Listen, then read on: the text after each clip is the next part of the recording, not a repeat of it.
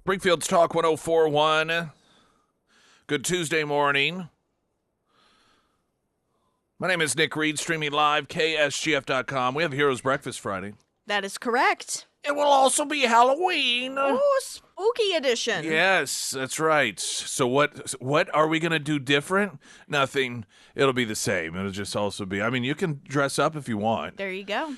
Who are we to tell you not to dress up for Halloween? I'm surprised you haven't hounded me about dressing up this year. I don't even have a costume for myself this year, so I'm really dropping the ball You here. you are dropping the ball. I did get the little one's costume, though. Oh, what is it? He's going to be a pumpkin this year.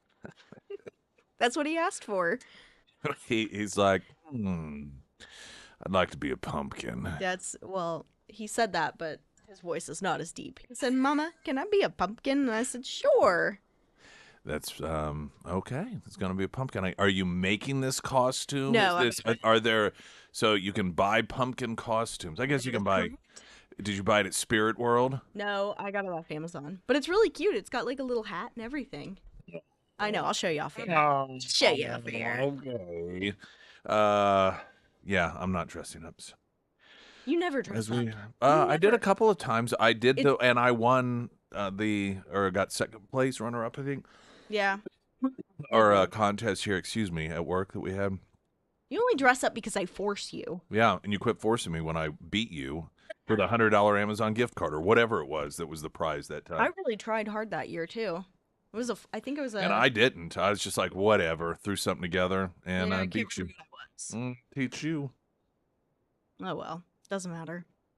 Stock market closes with new highs. Record stock market. Oh, the days not long ago when we were told Donald Trump getting elected was going to cause the stock market to crash, which was a prediction that had been made, of course, the first time around. And not only did that not happen, but record highs were achieved during his first presidency. What would Democrats do, quite honestly, if it were not for people's very, very, very short memories? There's a segment of the population wake up in a new world every single day. I can understand if you're talking about generations removed and you have somebody coming in with policies that haven't been tried for 30 years, or you have scare tactics that are being utilized that haven't been used for 30 years. People who are in their 60s, they may be like, oh, now I remember they said this 30 years ago and it wasn't true. But people who are 30 or 40, it's new to them. But so many of the dire warnings that we get provided about Donald Trump were the same ones that were, not that long ago. Wasn't too terribly long ago when he was running the first time around and when he got elected the first time around. All of these cataclysmic events were going to occur. I remember, it's weird the things that just stick in your mind. And I remember being at then Brick's Belgian Waffle and Pancake House in Ozark, because we broadcast there, and there were interviews with economists across the political spectrum, some from the Bush administration as well as others from the Obama administration and Clinton administration. And it was bipartisan by the quote experts that Donald Trump was going to destroy the economy. It was going to be a Great Depression. He had no idea what he was talking about. One of the economists from the Bush administration so generously attributed it to just ignorance. He wasn't a bad guy. He just doesn't understand the economy. Donald Trump, as opposed to people in government. He just doesn't understand the complexities he's just naive. And of course, we had the opposite of what they all claimed, and that was, the economy overall. With the exception of the uber rich, that saw very slight improvements. There was drastic improvements amongst every demographic. And those that traditionally are seen as or are portrayed as lagging behind in benefit were the ones that led. Lower income had the biggest increases, followed by middle class. The black community was the community that saw the highest jump in quality of life in terms of income, real dollar incomes, small business. Just all across the spectrum. Donald Trump defied all of the critics, and he was right. And everyone benefited in ways that people had not benefited before because of policies coming from the executive branch. And, of course, then Biden gets in there, and then Trump comes on. And, I mean, they just, the whole thing over again. Oh, he's going to wreck the economy. Oh, the stock market's going to, oh, it's going to be the Great Depression. Like, we've been here before. And so stock market closes, historic highs. This after U.S.-China reach a framework and a trade deal. This has been a long time coming. China, clearly more complicated for a number of reasons than so many of the other trade deals. And let's not forget, while many of these trade deals have clearly been beneficial for the United States of America, you have Democrats that are going to court to try and undo them. They want to undo this progress, put us backwards to where we were getting the short end of the stick. The tariffs have been put into place for these very reasons, to get these different countries to come to the table, which they've been doing slowly but surely, and all these different deals have been worked out, and they have all been beneficial to the country. They have all been the United States, in every one of these relationships, we're better off than we were before. That was the whole point. And they are actively trying to undo that, actively working in order to turn back the clock to a time in which we were getting the short end of the stick in these relationships with these other countries. They're literally fighting against the United States of America. The S&P 500 climbed 1.23% to 6,875, marking the first time ever it closed above 6,800 points. The NASDAQ Composite rose 1.86% to 23,637, and the Dow Jones Industrial Average jumping 337.47 points to 47,544.59. Stock market closing record highs. This, a day after the Trump administration announced that the U.S. and China had agreed to a substantial framework in trade talks. Now, of course, people on the left will question whether or not this is actually good for the United States. I mean, is this really actually that good? I mean, all of the fanfare and so forth. Well, why do you think the markets are doing what they're doing? They're not doing that because they feel as if we're going to be screwed. They're not doing that because they think it's a bad deal. They are responding the way they are because of the recognition that these deals consistently have ended with the United States coming out better in the relationship than they were before. Meanwhile, Japan's prime minister, impressed and inspired by Trump's historic peace deals. Have you seen this new prime minister? Mm-mm. It's a gal. She's got to be really tall. Look at this. Look, here's a picture of her, and you know how tall Trump is. Generally, when people stand next to Trump that are normal height, they look as if they're a little short. But she's, how old? What is he, 6'4"? Is that what Trump's? Something like that. I mean, she looks like she's over 6 foot then, at least 6 foot. He's 6'3". 6'3", so I bet she's 6 foot. I mean, if not just shy of that. Some of her comments coming up this morning, and a couple of blows to the Democrats as unions that have traditionally supported Democrats are coming out against the Democrats for keeping the government shut down and calling on Democrats to allow the government to open. So that as well this morning. Pyramid Roofing Company, text line is 417-447-KSGF. Now the news.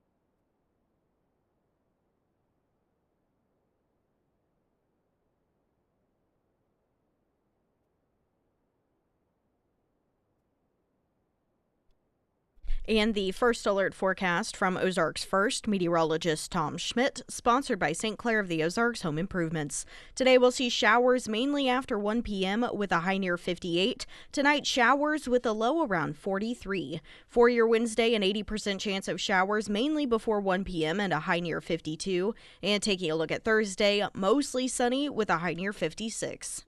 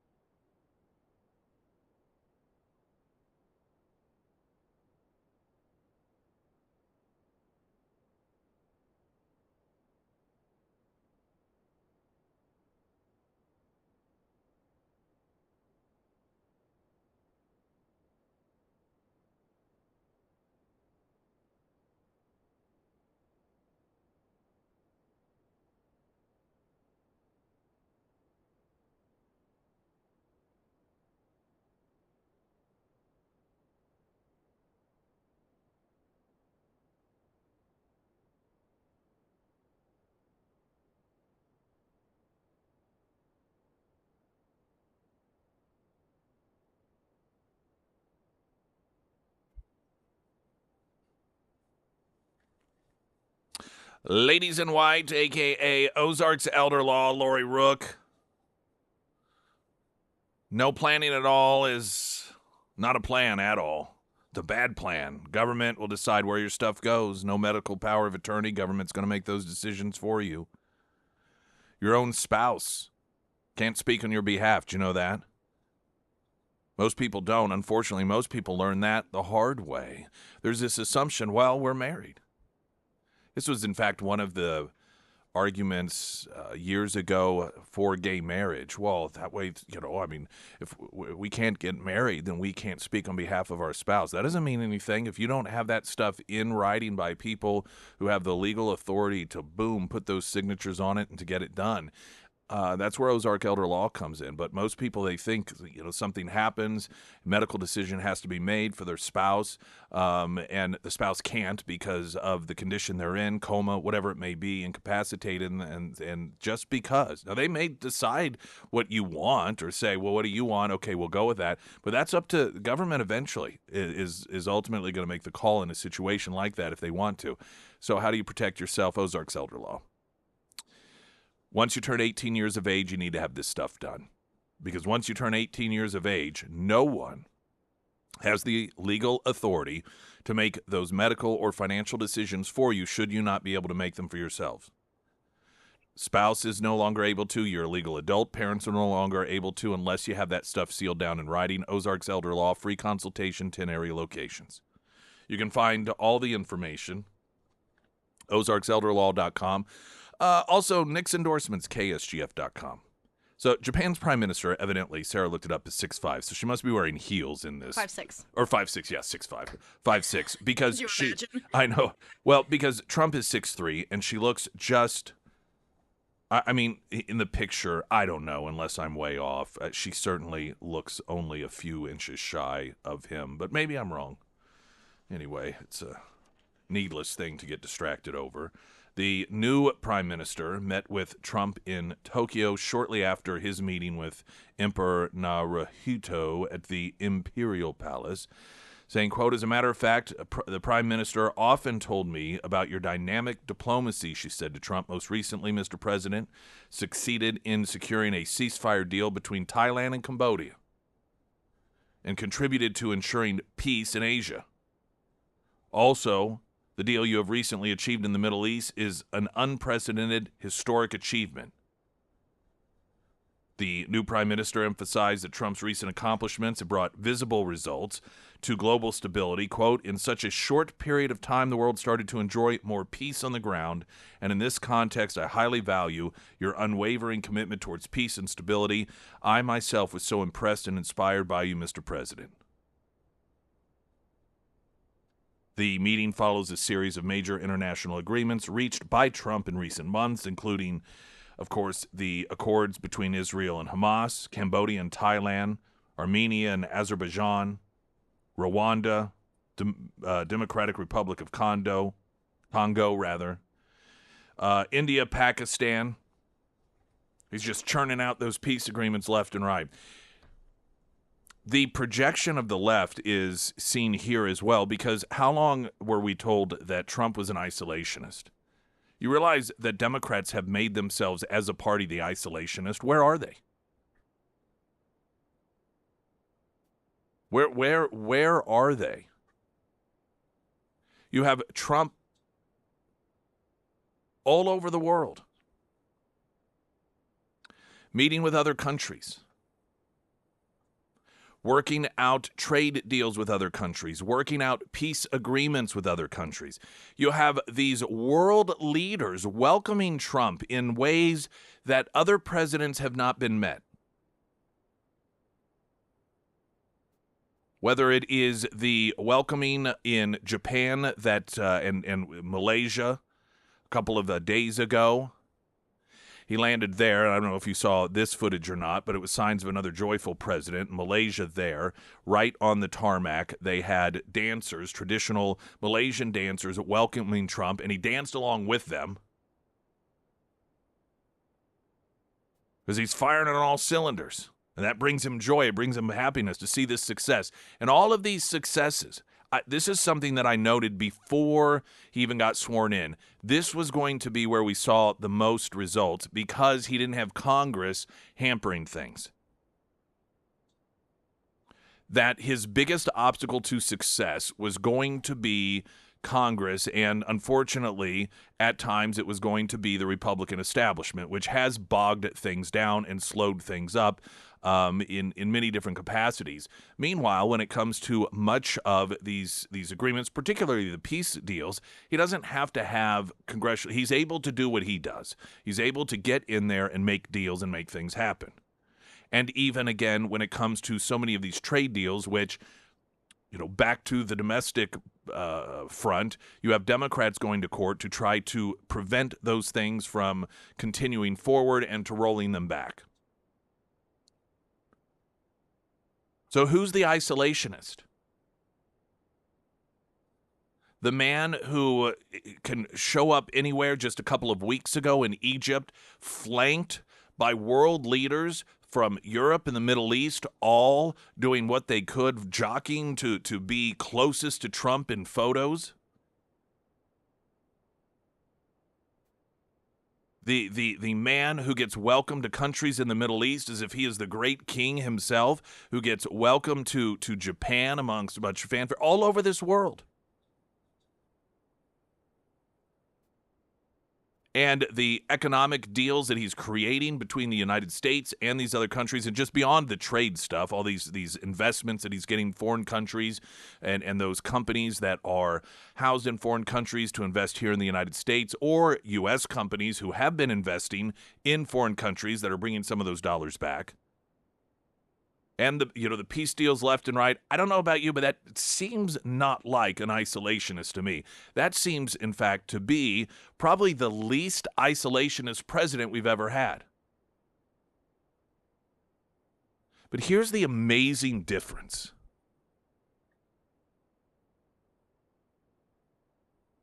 Whereas past presidents have involved the United States in other countries' affairs, it's generally been to try and, help them clean up messes or meddle in their affairs, or, I think Iraq would be an example. It's involving ourselves in the messiness of things. Whereas Trump's approach in involving the United States with other countries as president is to prevent those messy things from happening in the first place. It's a proactive approach for peace, not an approach in which, the United States doesn't proactively see down the road and how it is to prevent these things from happening in the first place, and then coming along and maybe just throwing money at the problem, arguably Ukraine.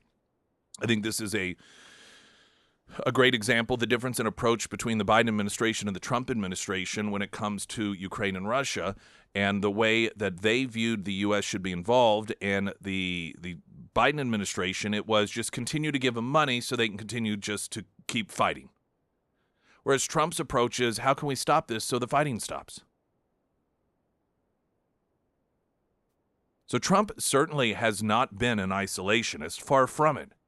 But his involvement, his choice to involve the clout of the United States of America in all of these foreign affairs has been in a manner that is quick, efficient, and results in lasting peace.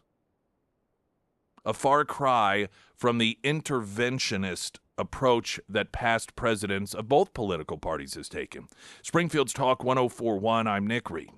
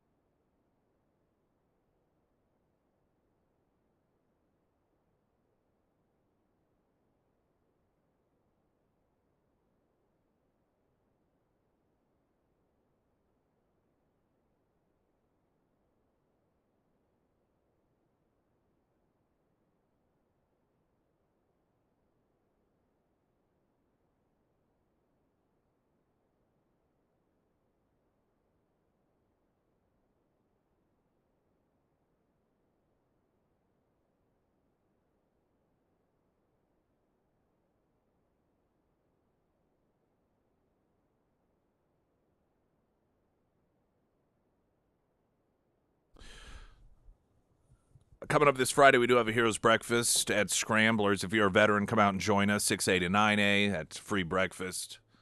Air Services, Heating, Cooling, Plumbing, Electrical, Delta Roofing, and the Warriors Journey making that possible, along with the good people at Scramblers, of course. That will be this Friday from 6A to 9A. Coming up, the Democratic Maine Senate candidate, Graham Plattner, who's gotten a lot of attention because of his actual Nazi tattoo that he got some time ago, saying, well, I was drunk, and, that's what drunk people do, apparently.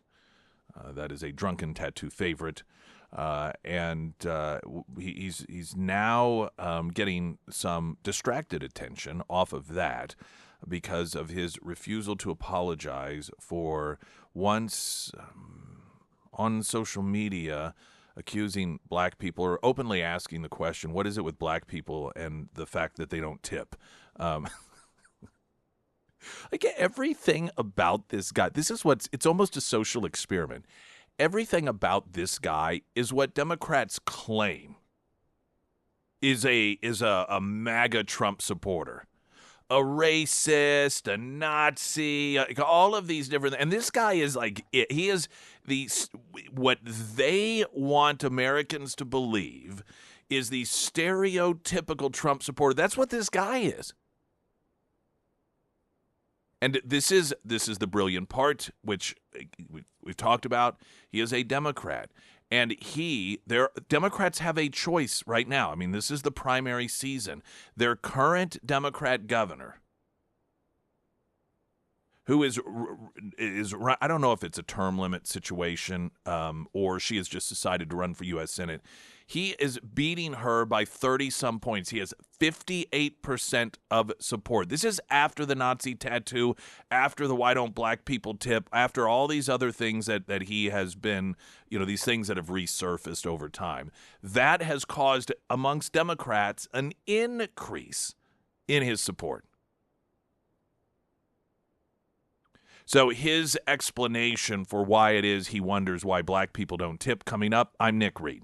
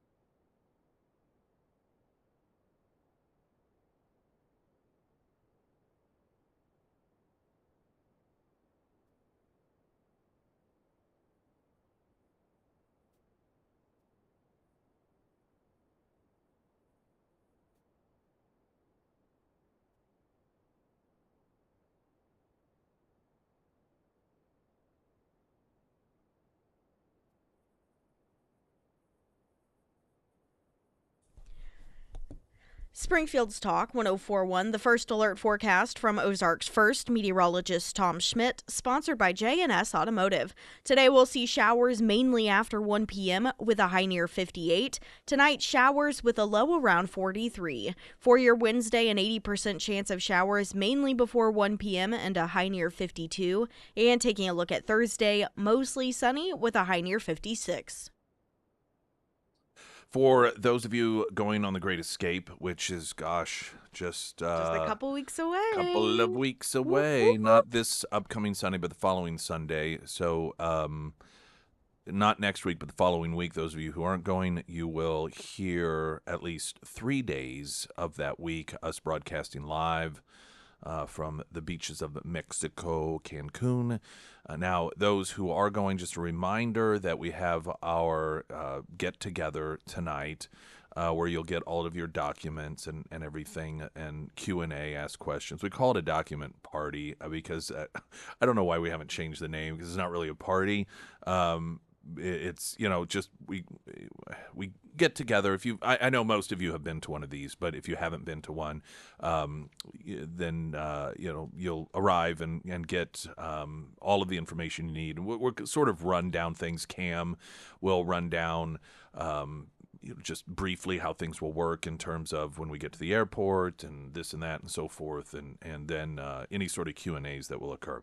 That being said, recently, and as you know, we always fill up, and the capacity situation isn't a resort capacity, but it's the flight, because we do a chartered flight and we're all together. There are oftentimes other groups that are on the flight as well. We don't take up a whole airplane. There's 78 of us or somewhere around there, I think, this time around. These chartered flights always have a number of groups, which is sometimes a lot of fun because you meet groups from. Remember, were you? I think it was a trip a couple, 3 times ago where all those girls worked in an office in Illinois and they made shirts for each other. Oh, remember that? Yes, I do. And they were like, some of them were pretty offensive but hilarious. And I've seen that done before where they draw names and the name that you draw, you make a T-shirt for that person, and then they all had to wear them at the airport and on the flight.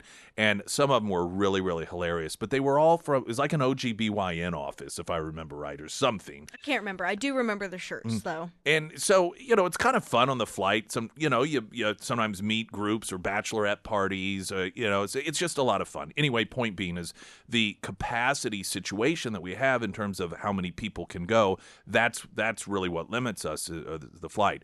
And one of the couples that was slated to go unexpectedly just over the past week learned that they were not going to be able to go. So I mentioned that if you are someone who thought, oh man, I sure wish we had signed up, there is just a slot for one couple, or I guess one person. It costs you a little bit more. It's a little bit less than what it would cost 2 people, but it's more than half of that, if that makes sense. Anyway, no need to overcomplicate this, as I feel like I've already done. Point being is, if you are interested in going, again, we will leave. It's Sunday the 9th, is that right? November. It's November 9th through the 15th. That would be a flight out Sunday, return on Saturday, if my memory is correct on that. And I don't remember the exact price, but I think it was $1,800 or $1,900 a person, if that's correct. It covers the airfare, it covers the taxes, it covers the tipping and everything. So again, if you happen to be someone who maybe didn't sign up because you didn't think you were going to be able to go, but now you are able to, or whatever the situation may be, or maybe you're hearing about this the first time, and you're like, that'd be awesome, I'd love to go. There is a slot there's 2 seats on the flight. And then, of course, that includes the whole trip. The what's the number over there? I guess I should have had that prepared if they want to contact. Okay, so it's $19.99 per person, and there'll be like insurance and these other. Yeah, if you want to. Yes. The number is 417-887-8898, and I'll put that in your must-read headlines as well. It's Cam is the person that you'll want to talk with, and if you've been on a past trip, she's with the travel group. Yes, that's what I was going to mention, the travel group. So if you forget the number or you're driving to work and you just aren't able to write it down, then the travel group, look that up. It's here in Springfield, and then you can call once they open, or I just call and leave her a voicemail. Cam Themey is the name of the person that always takes care of us. And so, again, it is very last minute because we will be leaving the weekend after this one for the Great Escape. But it's a fantastic time, and last minute opportunity with that unexpected opening of 2 seats on the flight for you to join us if you want to. And the upside is, man, you don't have to spend months waiting. You know, the rest of us are like, oh, it's never going to get here. And then all of a sudden it's here. For you, it will just be here. And again, that info will be up in the must-read headlines. Democrat Senate hopeful stands by concerns about black people tipping habits. This Democrat Senate candidate is the gift that keeps on giving. The Maine Senate candidate, Graham Plattner, defended a 2013 Reddit post asking why black people don't tip, telling Pod Save America last week that he was legitimately curious about it. Well, I've legitimately wondered why black people are pieces of crap. That's all that I was, when it comes to tipping, of course. It was, oh, is that how that works? All you have to do, I don't know, does that make it better or worse? Now, by the way, there may be many of you who are in an industry that relies on tips that may find certain patterns of certain people when it comes to tipping, and you may think, well, gosh, I kind of, in my experience, have wondered the same thing. And that's perfectly fine. But see, you got to understand, and we understand the point of the conversation here. If this were a Republican that had posted this, it would be game over. It would be leading news. This would be a sign of Trump's America. This would be proof that MAGA America is full of racists. But because it's a Democrat that says it, it actually helps him. The Democrats love this stuff for whatever reason. And actually, we'll talk about that in a moment, because these revelations about his Nazi tattoos and the why don't black people tip, and I'm going to explain why this has actually helped him in the polls with Democrat voters. But back to the piece, Plattner's remarks, coming as his old Reddit history dogs his Senate bid, reframed the controversy around his explanation, not the post itself. He said a black bartender later walked him through the structural injustice and feelings of lack of agency, which he now cites as context for his question. So apparently, and I think we can all agree this is total BS. He's claiming, oh, now the reason I asked this question is, I was just having a conversation with a black bartender, and he walked me through the structural injustice and feelings of lack of agency, and that's what the context of me wondering why black people don't tip. The Reddit post in question was first reported by the Maine Monitor and the Bangor Daily News. Quote, I was legitimately asking the question. I've reread a lot of the comments for obvious reasons. That one, I must say, I was legitimately curious, and it was certainly not meant in any malicious way. The 2013 exchange that's at issue came in a thread inviting users to ask someone of another race a question. Using the handle P-Hustle, Plattner wrote the following, quote,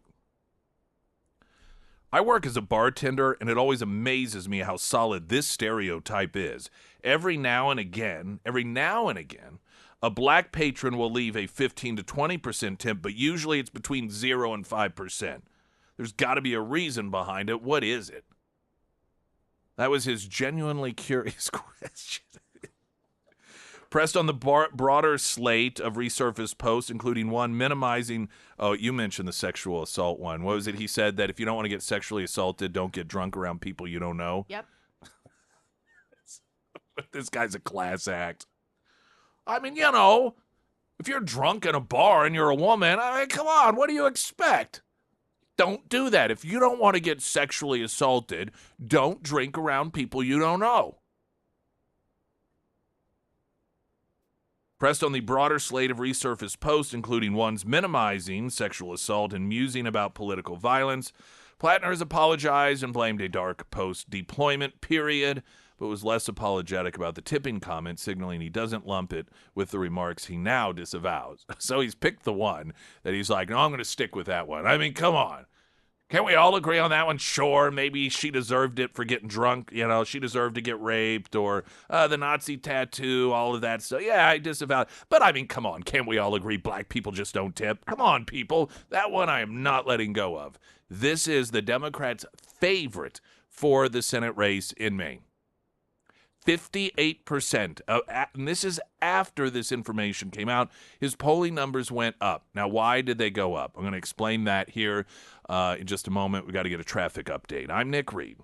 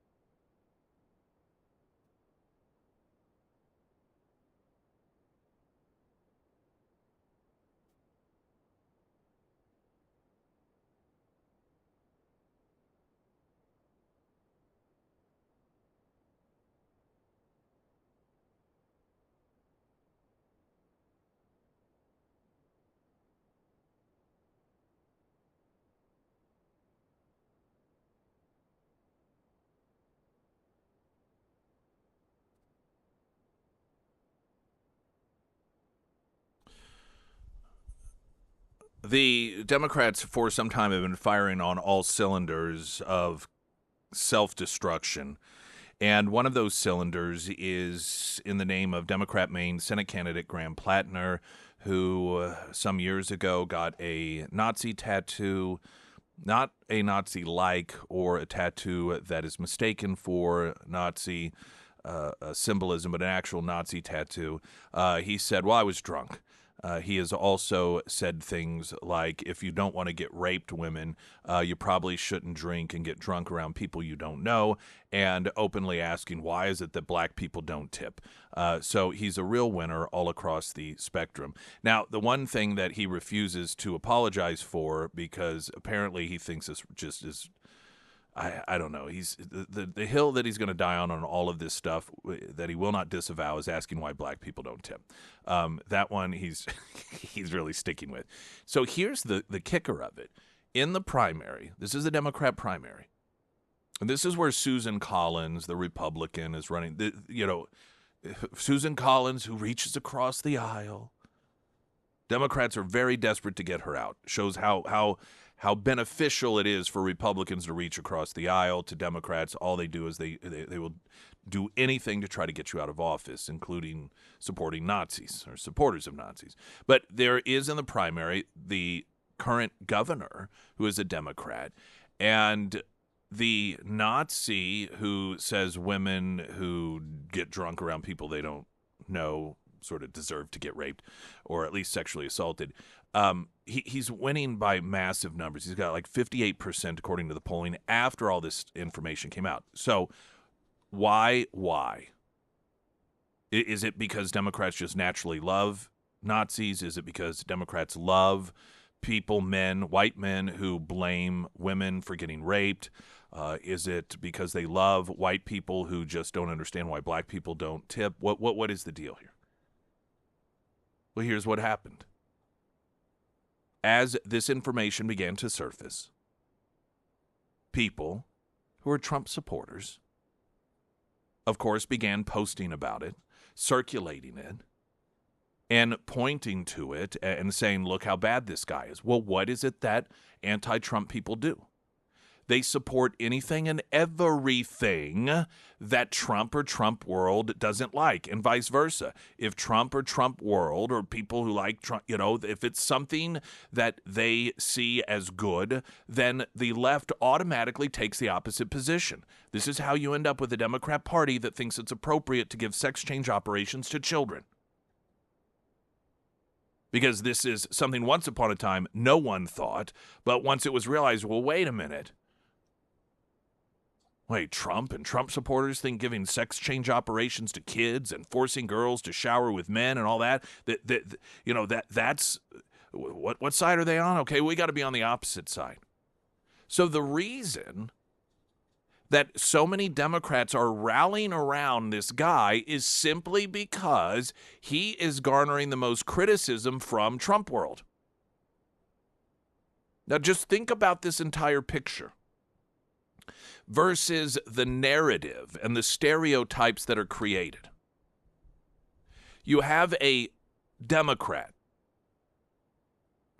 who is saying things or who has posted things that traditionally we would be told are disqualifyingly racist. He has an actual Nazi tattoo. He suggests that women who get drunk and then raped are to blame for it. These are all things that we're told, oh, well, that clearly must be a Trump supporter. That clearly must be somebody from MAGA America. No respect for women, is a racist, is a Nazi. But who is actually, who is, what segment of the political population is offering the most criticism? It's Trump world. So then who in turn embraces this person? The anti-Trump people. It is an unintended social experiment that demonstrates exactly this stereotype that the anti-Trump people with the Trump derangement syndrome, the stereotype that they have rightfully earned. And that is that they are lunatics that regardless of the insanity of the position, they will take it as long as it is the opposite of Donald Trump and Trump supporters or their perception of what Trump and Trump supporters are supporting. And they see this guy is under attack by MAGA world, so they're going to support him. This is a massive illness that the Democrats are currently dealing with. And I suspect this guy's going to get the nomination because this is who the Democrats are in 2025.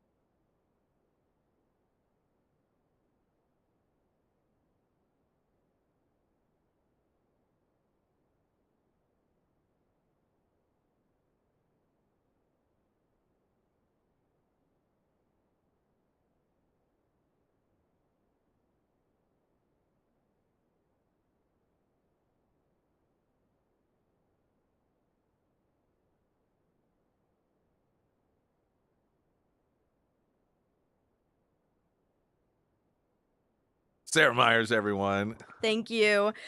Um, I was just caught up on what we were talking about off air here.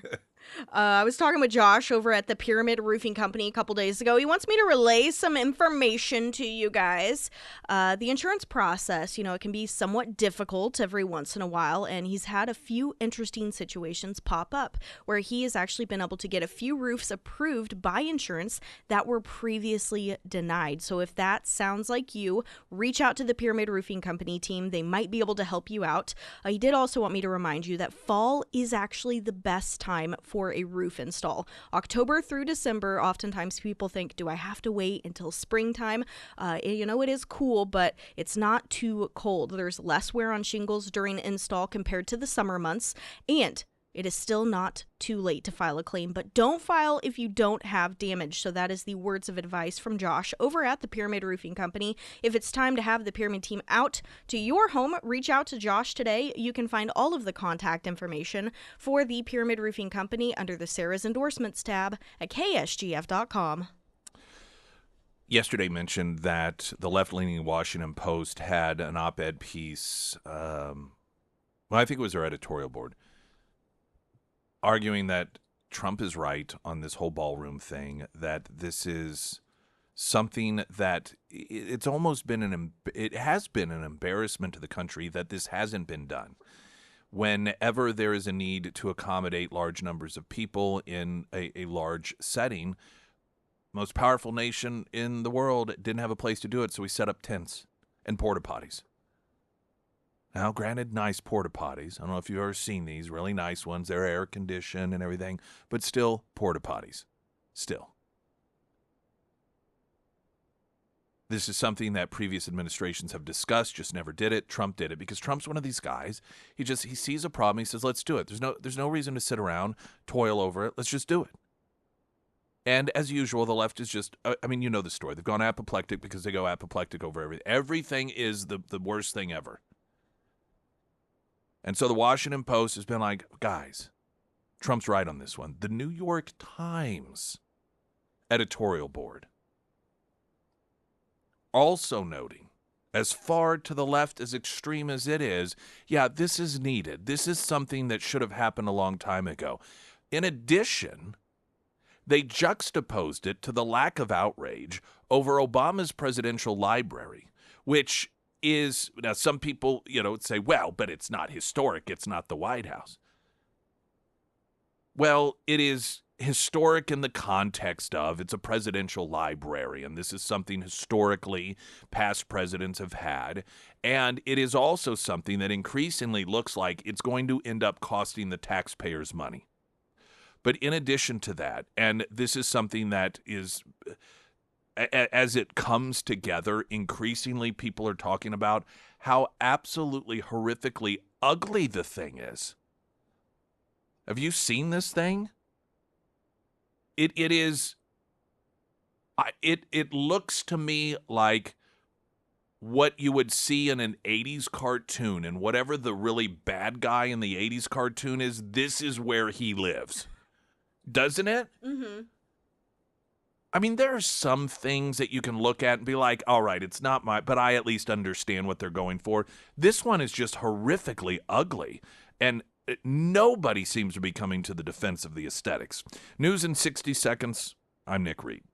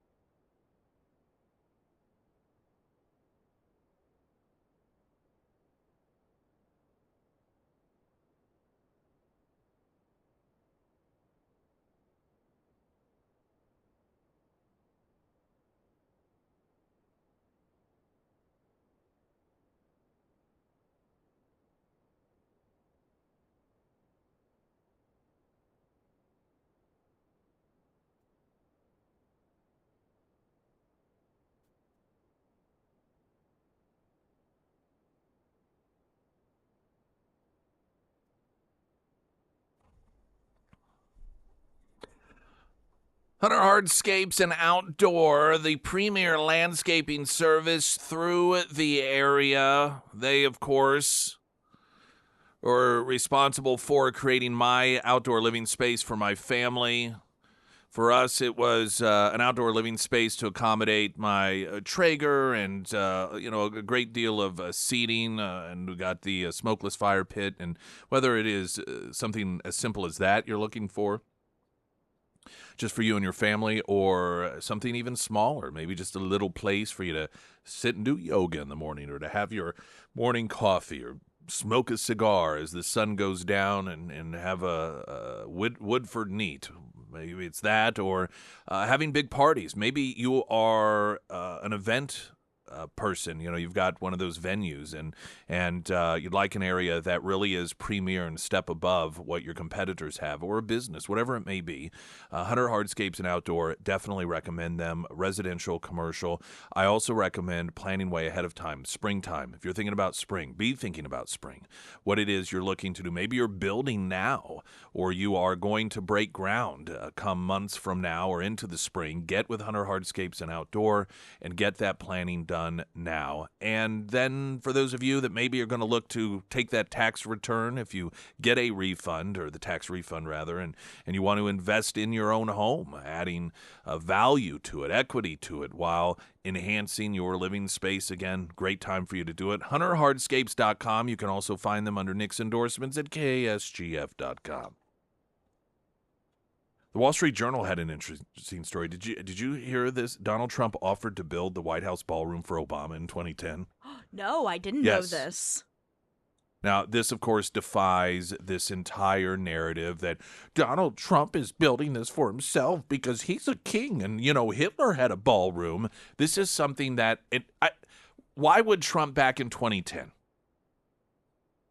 offer to build this during the Obama administration? Because Donald Trump is the sort of person, let's remember now, Democrats didn't used to hate Donald Trump. Donald Trump was nonpartisan in terms of those that liked him. He was paid to go to weddings. I believe he was even paid to go to Chelsea Clinton's wedding. And I'm sure that he attended many events in the White House over the years. And I'm sure some of those events took place in a tent with porta potties because we did not have the infrastructure in the White House capacity to host such events. And I suspect there's a very good chance that Trump found that to be embarrassing as an American. Trump, who is somebody that traveled the world at that period of time, and all over the world attended events. Oftentimes, the government hosted events in which you had business leaders or foreign dignitaries, and oftentimes a combination of the two at these events. And so he sees what it is that it's like to have these other countries host events like that. And then here in the United States of America, it's supposed to be the most powerful nation in the world, it's supposed to be the wealthiest nation in the world. I mean, it is. And then we set up a tent with porta potties. I'm sure it was embarrassing. And so he's like, this has got to change. So according to the Wall Street Journal, he offered to build the White House ballroom for Obama back in 2010. But the Journal reported the Obama administration couldn't get it together to take up the offer. They wrote, for at least 15 years, Trump has been trying and failing to build the grand ballroom at the White House that could host extravagant dinners for world leaders, lawmakers, and celebrities. In early 2010, President Barack Obama's top strategist, David Axelrod, got a call from Trump, then a real estate developer and reality TV star.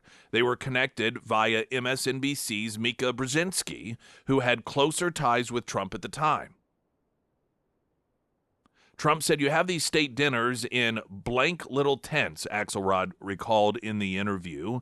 He said, I build ballrooms. I build the most beautiful ballrooms in the world. You can come to Florida and see for yourself. Trump offered to build a modular ballroom, if necessary, at the White House that could be deconstructed. Axelrod said, I was thinking we're in the middle of a recession. I'm not sure about this. He suggested Trump get in touch with Obama's social secretary about the ballroom, but they never connected.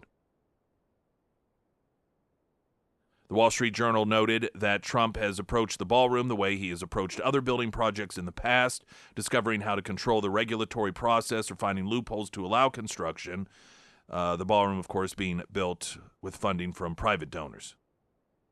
The Washington Post, as I mentioned earlier, left-wing newspaper, has defended Trump's ballroom project. Even the New York Times has said this is something that's been needed for some time. So this isn't, as, of course, the Democrats want to portray it, some vanity project. This is something well before Trump was ever even running for president, he was offering up to get done. Because it's something that we needed. CNN boss told staff to ease up on the East Wing demolition coverage, according to a report. CNN CEO Mark Thompson told journalists to scale back coverage of the demolition the day after visiting the White House, according to a report. Thompson suggested during a Thursday editorial call that the network should ease up on covering the controversial renovation project because viewers, quote, aren't all that interested in the story, two people familiar with the matter told Status Newsletter. The guidance came one day after Thompson met with the administration officials at the White House. The CNN chief visited the White House on Wednesday to introduce the network's new direct-to-consumer streaming product launch next week, according to Status. That'll fail. Thompson carries the editor-in-chief title, but typically avoids editorial matters. He wants to build the streaming service with a big tent approach. The goal is to reach all sides, a Thompson confidant told the outlet. Staffers found the timing suspicious. They wondered what coverage might face discouragement next, Status reported. The guidance arrived as Trump tears down the East Wing to construct a ballroom, a project that polls show most Americans oppose. Whether that's true or not, and of course the way it's being covered wouldn't surprise me. CNN staffers were taken aback by Thompson's comments, which they called bizarre. The New York Post noted Warner Brothers Discovery recently put itself up for sale, with the Trump administration reportedly favoring Paramount Skydance as a buyer. CNN pushed back hard on the reporting. Quote, this is reckless and irresponsible conjecture without any fact-checking done prior to publication, a CNN spokesperson told The Hill on Monday. So in other words, the suggestion here is that CNN is taking editorial direction from Trump because they want something in terms of an acquisition. These were the implications made about the Jimmy Kimmel situation, which, even if it were true, pales in comparison to the strong arming the Biden administration did, not just to media, but to social media, up to and including having law enforcement agencies call and threaten them. It is just so laughable that some of these journalists want to paint the Trump administration of having some sort of stranglehold on the First Amendment because they suggest that some of these media outlets are, taking some direction from the White House because of business acquisitions they want. But these are the same people that fully supported the White House shutting down the Hunter laptop story. Complete shutdown, communist Chinese style. One outlet, New York Post, reporting on it, and then they get demonetized, they get deplatformed, and all the other networks refuse, along with social media, to cover it or they black it out. But let me make a suggestion here as to what really happened. I suspect that while the CEO of CNN was there, he was probably shown the project. He probably, for the first time, actually heard the context of the project, probably saw renderings of what it was going to look like, and thought to himself, yeah, this is actually pretty neat. Yeah, this is actually going to be very nice. This is going to be a tremendous addition that all Americans should be proud of. And then went back after, recognizing his own network's coverage of this and the mass hysteria of his reporters and said to him, hey, guys, why don't you just maybe ease off a little bit on this thing. And it would be for their own good. Because normal people view this sort of coverage and see how unhinged these networks, these reporters, and these Democrats have become. Springfield's Talk 1041, I'm Nick Reed.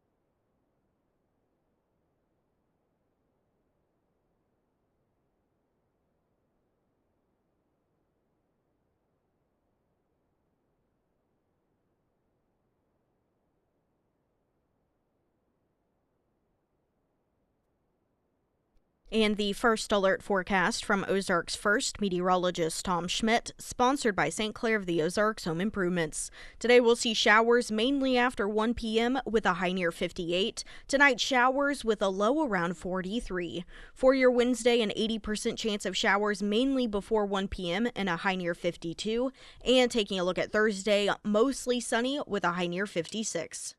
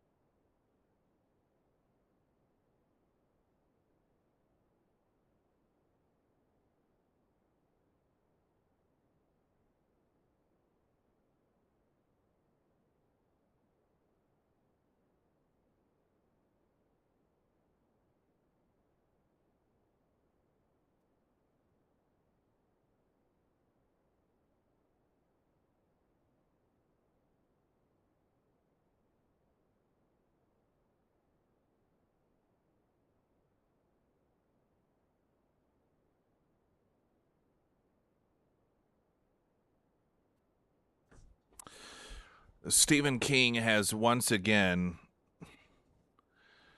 made a fool of himself. So someone had posted a I guess a spoof, if you want to call it that, on social media, claiming that Trump said that he wouldn't invite either team playing in the World Series to the White House. It was a fake post. Here's what Trump said. I don't even know if it was done in order to falsely accuse Trump of this or if it was done just to troll people, but Stephen King fell for it. The acclaimed author vented his frustration on X on Sunday night after he heard that Trump had opted not to invite the winning team from the World Series to the White House, writing, quote, "Trump says he won't invite either team playing in the World Series to the White House. He can't rise above his petty political concerns, even for the great American game. If anything, shows what a louse he is. That's it." Within minutes, King's post was inundated with comments pointing out that the comments he read weren't made on Trump's legitimate social media account. One critic responding to that was a fake post. Seriously, do you enjoy being lied to? Another added, "You've been duped again. When will you learn to look before you leap?" King appears to have fallen for a satirical post which went viral as the World Series kicked off this week between the LA Dodgers and the Toronto Blue Jays. Stephen King's latest critique of Trump backfired after fans noticed he had fallen for the fake post. King's post marks the second time in as many months that the 78-year-old author has unintentionally spread fake news on his X account. Now, the satirical post read, quote, "We will be investigating the un-American Blue Jays who are attempting to steal our beloved World Series." I love some of these postings that are satirical in nature regarding Trump, and because I don't know, I just find them so funny, and it's all caps. And so then it went on to say they will definitely not be invited to the White House. The White House issued a statement regarding the World Series on Saturday, describing both teams as exceptional and having earned their place through talent and determination, saying, quote, "They remind us why baseball brings friends and neighbors together. Melania and I send our best wishes to the players, coaches, and fans for a fun and safe series. May the best team win, and may God bless our national pastime in the United States of America." So that's what Trump actually posted. Like, baseball's great, brings everyone together. We love it. It's awesome. It's part of America. Stephen King, and I'm sure a lot of other leftists, meanwhile, bought into a satirical post claiming Trump said, "We're going to be investigating the un-American Blue Jays who are attempting to steal our beloved World Series. They'll not be invited to the White House." King's post marks the second time that he's fallen for a fake post. He was forced to apologize last month after falsely stating Charlie Kirk had advocated stoning gays to death in the aftermath of his assassination. This is the thing that, and he would apologize for that. Once he realized that he had once again just believed something that validated his bigoted and stereotypical views of people with whom he disagrees. And that's how the left operates. They have in their minds these bigoted perspectives of people that are from different walks of life with them. And then if they see a posting that validates that, they assume it's true. And then they spread the disinformation. Now, when it came to the disinformation in which he falsely claimed Charlie Kirk said gays should be stoned to death, he responded with, "I apologize for saying Charlie Kirk advocated stoning gays." What he actually demonstrated was how some people cherry-picked Bible passages. The acclaimed author vented his frustration on X on Sunday night after he heard that Trump had opted not to invite, and this is just sort of a recap.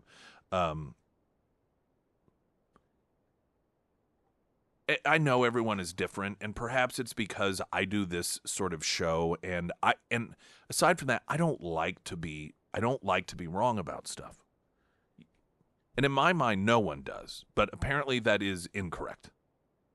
That is projection on my part, because I don't like to be wrong about things. I project that others also really care about that. But it's clear, particularly people on the left, don't care. Because, listen, if you're just some rando individual, but, you are this worldwide known author with millions of followers. The things that you tweet make news headlines. And you see something like that, and you don't think I should check this out first to see if it's true? This is why, it's just another reason why you should not listen to people on the left when they share information, because they demonstrate consistently that they do no research whatsoever. None. as absurd as much of the things that they will grab off it's such a crazy thing to me that you could just see you be somebody that's seemingly intelligent, and he's not the only one, but somebody like Stephen King, who you would think cares about his own reputation and credibility, would see some just random thing on the internet and then just not only believe it, but decide to spread that same information based off of your name and your credibility. It's just, it is crazy to me that adult human beings care so little about their own credibility that they do that. And Stephen King twice in as many months.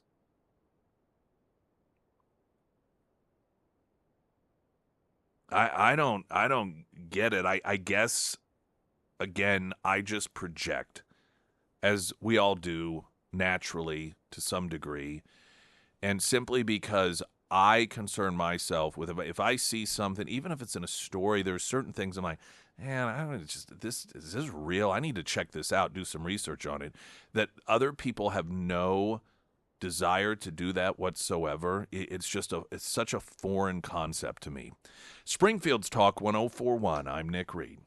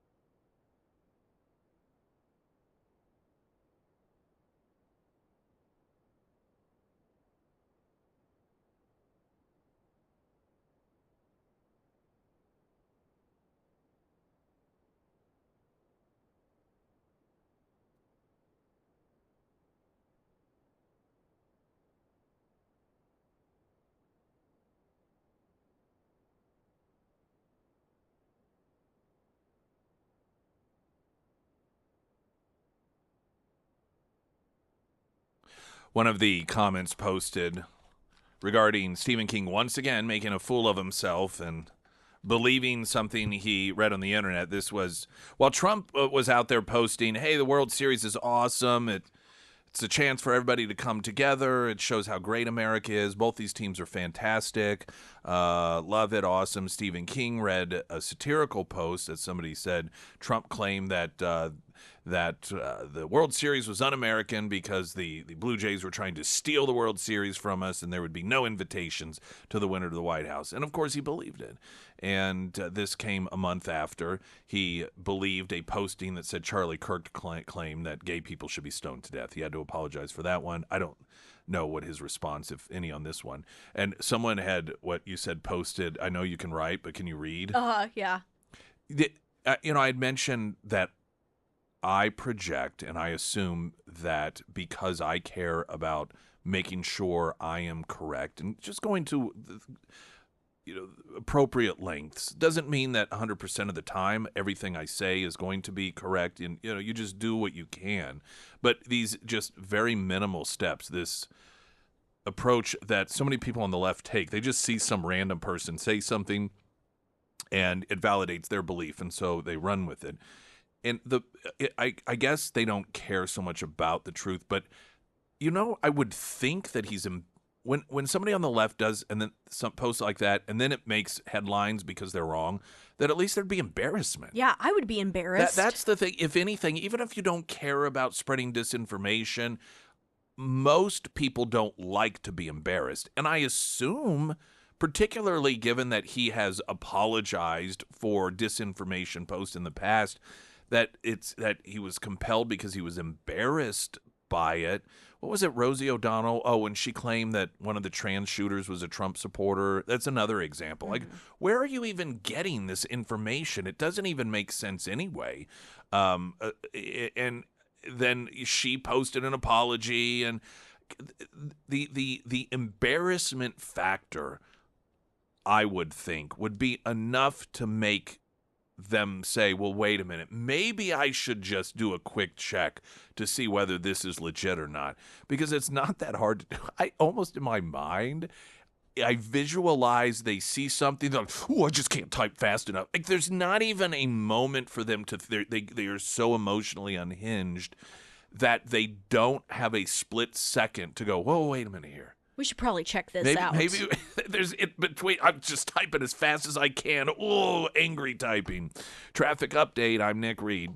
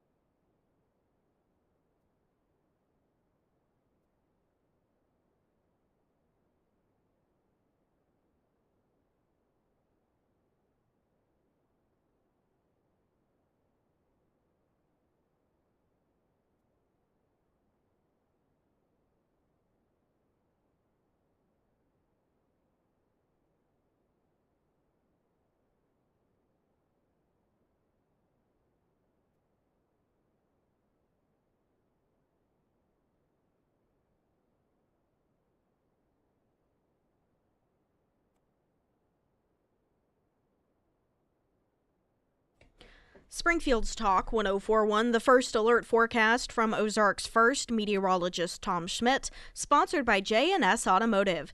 Today we'll see showers mainly after 1 p.m. with a high near 58. Tonight, showers with a low around 43. For your Wednesday, an 80% chance of showers mainly before 1 p.m. and a high near 52. And taking a look at Thursday, mostly sunny with a high near 56. I want a great homeloan.com. You heard there before the weather. I want a great homeloan.com. All of your home loan needs, refinancing needs, reverse mortgage needs, but information. I just can't stress that enough. Please utilize these folks as a resource. This is what sets them aside from so many financial institutions whose interest is like just right out of the gate. They want to know social security number and debt history and everything so that they can see what you are qualified for. That way they can get the process rolling and make a living. The Carrickers, that team, they're long-term thinkers, and they recognize the value and importance of making themselves available to you well before you even get to that point should you need it. So if you're thinking, well, I've got some questions about whether this is a good time. Listen, even questions that don't necessarily directly link to a potential refinancing. Maybe you have $8,000 left to pay on your home loan, and you wonder if you should pay it off. Is that a good idea? Utilize them to advise you on these things. Anything that has to do with loans and refinancing, they're there for you. That's just part of the offering. iwantagreathomeloan.com. That's the site. You can get all their contact information there. You can also find them under Nick's endorsements at KSGF.com. Every day that goes by that there is any sort of new players weighing in on the government shutdown is not a good day for Democrats, and the last couple of days have proven to be such as the American Federation of Government Employees. Now, can you think of a union that is more Democrat than the American Federation of Government Employees? I doubt that there is any union that's more pro-Democrat than that union. There may be some that are just as Democrat, but you're talking about, as we've seen members of unions shift away from the Democrat Party and as individuals supporting the Republicans, supporting Donald Trump, and even in their official capacities. We saw some union endorsements of Donald Trump, a historic switch over, but federal employees within a union, that's definitely as Democrat can get. That being said, the American Federation of Government Employees calling on Democrats to vote to reopen the government by passing the Republican clean resolution, which actually goes back to the Biden era. The AFGE is the largest non-postal workers union for federal employees, including many in Washington, D.C. It is tied to the AFL-CIO and represents over 800,000 workers, NBC News reporting. Both political parties have made their point and still no clear end in sight. American Federation of Government Employee President Everett Kelly wrote in a statement first shared with NBC News, quote, "It's time to pass the clean continuing resolution and end this shutdown today. No half measures and no gamesmanship." Now, this is a call to Democrats because the clean resolution, when they're talking about the continuing resolution and passing the clean continuing resolution, that means without any conditions, which that's the holdup here. The Democrats are saying, okay, well, we'll support it, but we want all of these other things. And the Republicans are saying, no, this is the continuing resolution. We need a clean vote on it. Then we can discuss the other things. You're not going to use this as a conduit to get your other political wish list items checked off. And so now you have the American Federation of Government Employees siding with Republicans on this, telling the Democrats, vote to reopen the government. This is not a good development, I guess, for the Democrats. At the same time, pilot unions calling for passage of clean CR to reopen the government. Several pilot unions and associations have issued statements calling for the passage of a clean continuing resolution in order to reopen the government and end the ongoing shutdown. Unions such as the Coalition of Airline Pilots Association, the NetJets Association of Shared Aircraft Pilots, the Allied Pilots Association, and the Southwest Airline Pilot Association have issued statements calling upon lawmakers to support a clean continuing resolution, which Democrats have continued to oppose, according to USA Today. The statement from the unions come as roughly 13,000 air traffic controllers are currently working without being paid during the ongoing shutdown. CAPA, which is the Coalition of Airline Pilot Association, said we've seen the stress and tension this year on the national airspace system due to short-staffed air traffic controllers. The shutdown only compounds the pressure they face as they now report to work without a paycheck, adding that they were calling on Congress to end the government shutdown by passing the clean continuing resolution.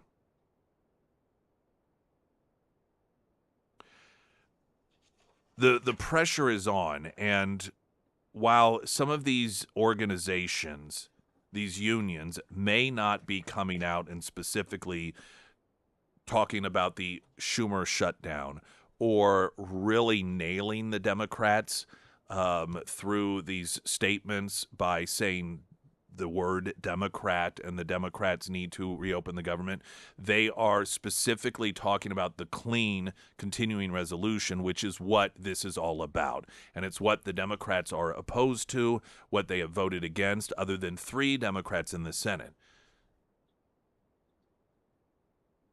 Now, incidentally, part of the reason that these traditionally Democrat unions are publicly calling on Democrats to reopen the government is because, aside from, you can blame whomever you want.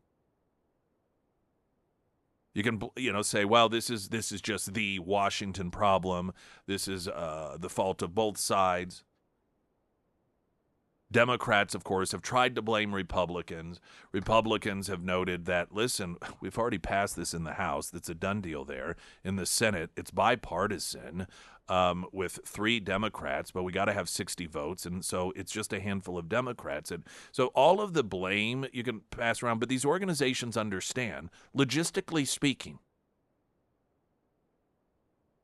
the easiest way in terms of numbers, by far, to get this reopened is for Democrats to do what they've done in the past and vote for and support the clean continuing resolution, because you're talking about only a handful of Democrats versus what the Democrats want, and that is essentially for the whole thing to start over, which means you've got to go, the House side of things, because they're wanting part of this continuing resolution to have all sorts of additions to it. Well, even if that were to occur in the Senate, then that means that the House has to then agree to it. And so you're talking about getting all of those Republicans on board. And so they recognize that that's just not in the cards. Even if one loves the Democrats and absolutely hates the Republicans and fully believes that all of this is the fault of the Republicans, logistically speaking, you are talking about, in terms of votes and what it takes to happen, for the Democrats to reopen the government by joining the other Democrats and the Republicans that have already voted for this, that is much, much, much easier to do than to expect everyone to suddenly start renegotiating, both in the House and the Senate, start completely from scratch in order to accommodate less than half a dozen Democrats. Or half a dozen, whatever the exact number is. I think 6 is what's needed, 5 or 6. This is what is working against the Democrats. It isn't ideological belief at this point. It's not even who's right and who's wrong. It's the recognition of a mountain and a molehill. And the mountain, the insurmountable mountain, is the path that Chuck Schumer and the Democrats who are keeping the shutdown going, that's the pathway that they want to move forward with, whereas the molehill is the path that everyone else is recognizing is here, and that is the molehill of just having Chuck Schumer and the other Democrats go ahead and blame Republicans or whatever you want to do, but just figure out a way to go ahead and get a handful of Democrats to vote for this.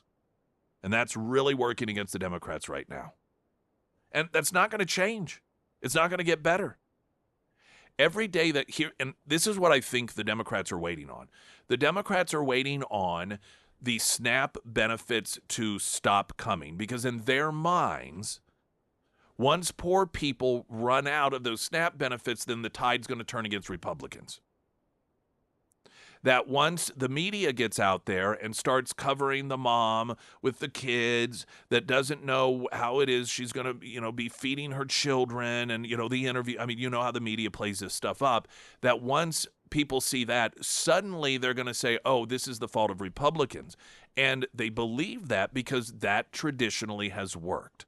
Traditionally, they trot out the poor people and say, look at what the evil Republicans are doing. The problem is, again, everyone that really is invested in this and really knows what is going on knows that it is 1,000+ times easier for the Democrats to reopen the government than it is for Republicans to start everything from scratch in order to accommodate the wishes of the Democrats.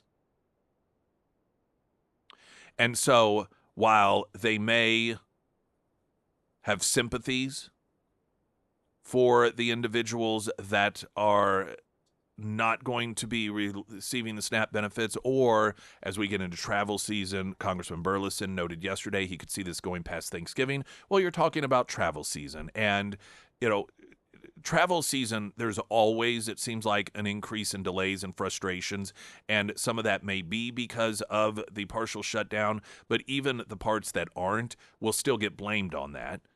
And that is another area in which I think Democrats will think that that will put pressure on Republicans, not realizing, no, that is going to be increased pressure on you. This is a non-stop, perpetual miscalculation by the Democrats. Springfield's Talk 104.1, I'm Nick Reed.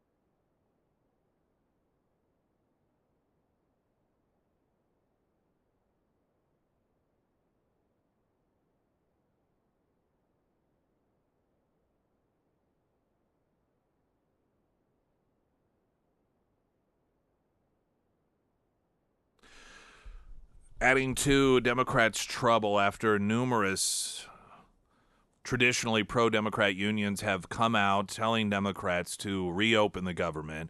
Small Business Administration Administrator Kelly Loeffler says Democrats are having a, quote, disgraceful moment as the government shutdown reaches what she calls liberals' intended effect of hurting small businesses. The federal government approached its fifth week of the shutdown after lawmakers failed to advance the continuing resolution a dozen times. Disagreements over Obamacare remain at the forefront and so forth. And again, the Democrats are trying to leverage this to continue the bailout of the failed Obamacare program. And one of the difficulties that the Democrats have is some of their Democrat members out there giving interviews essentially acknowledging that hurting people is benefiting them. Chuck Schumer made comments not just a couple of weeks into this, that every day that goes by in which people are impacted or hurt by this, he said he felt that it was good for the Democrats. Now, I don't know if he actually believed that or not, I don't believe that that was true then, and it certainly doesn't appear to be the truth today. There have been other lawmakers. It was, I think, a week ago. It was a Democrat female elected official who said that people being hurt is their leverage. She said this during an interview. And when you have Democrat colleagues that are out there acknowledging that you are using people's pain, not just using it, but creating people's pain that you can then use because you believe it's leverage for you, that makes it very difficult for people to believe that this is anyone's fault other than your own. And it gives credibility to people like the SBA administrator, Kelly Loeffler, when she says that Democrats are, listen, this is a disgraceful moment, and they're doing this to try and hurt small businesses because they feel that that will help them, causing Americans harm. And this is something that a number of Democrats themselves have acknowledged, that that is their leverage, harming the American people.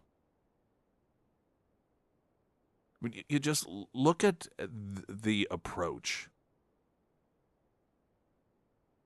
not just when it comes to this particular shutdown, but virtually everything.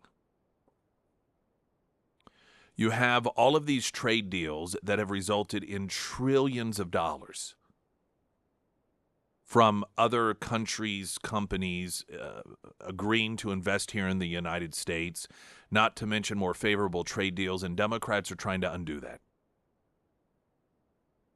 which would mean trillions of dollars no longer planning on being invested here in the U.S. potentially, and certainly not the renegotiated trade deals. You have the issue of crime, in which we've seen the positive results. Washington, D.C., a fantastic example. Meaningful improvement for the quality of life, particularly for those in lower income neighborhoods, which means disproportionately black people benefiting from it. And what are Democrats doing? They're doing everything they can to stop that improvement of the quality of life. And now you have Democrats that are continuing to block the government from reopening, many of them fully acknowledging that the pain that this inflicts, that they are inflicting on Americans, is something that is leverage in their minds. Again, I disagree with their assessment on this, but this is what they're saying, that hurting Americans is helpful to them. That eventually Americans will cry uncle because the Democrats will create enough pain that they will go and, apparently start, asking Republicans to just scrap absolutely everything and to give in to the campaign by Democrats to punish people in exchange for getting what it is that they want to subsidize a failed program called Obamacare. The Democrats are like the really horrific, heartless parent who only sees the child in a divorce as a weapon to be used to hurt the ex, husband or wife. That is the only value to that child. It isn't love. It isn't about making sure that that child is as unharmed in the process as possible. It is about deliberately hurting the child in order to get at the ex-husband or wife. That is the role that Democrats have been playing when it comes to the American people in this country. Latest traffic update, I'm Nick Reed.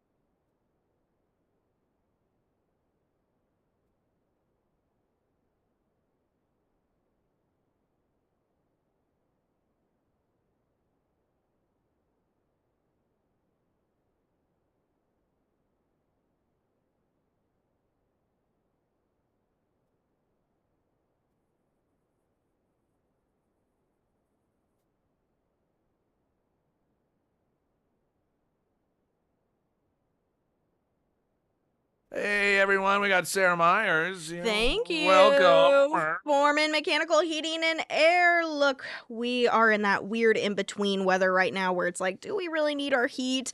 Do we need our AC? What's going on here? If you turn on your heat, if it's the first time you turn it on and you realize, it is not working, do not fear because I have the name of an awesome company, and that is Foreman Mechanical Heating and Air. They're wonderful to work with. I've had them out a couple different times out at my home, and they actually just replaced my unit a couple of months ago because it was 28 years old. And let me tell you, I caved. I turned my heat on a couple of days ago, and it was such a nice feeling knowing that my heat was going to work nice and smooth. And if something does happen, I know that I've got the Foreman Mechanical team on my side. So if it is time to have the Foreman team out to your home, reach out to them today. You can find all of their contact information under the Sarah's Endorsements tab at ksgf.com. Um, the, all right, coming up, among other things, in the third hour, it appears as if the Democrats are taking this new tact of now denying that they have ever called Trump Hitler or suggested he was Hitler. I kid you not. This is twice now this has popped up in a relatively mainstream platform, the latest being MSNBC. So that and more in the next hour. I'm Nick Reed.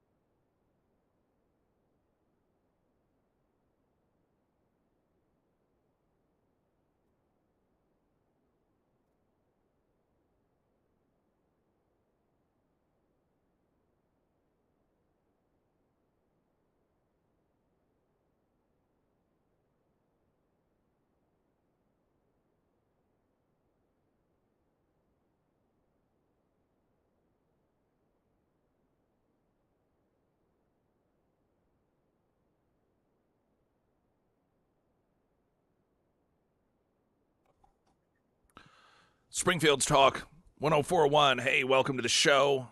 I'm Nick Reed. We're on YouTube. You can find us there, Springfield's Talk 1041. Watch the show, past shows if you'd like.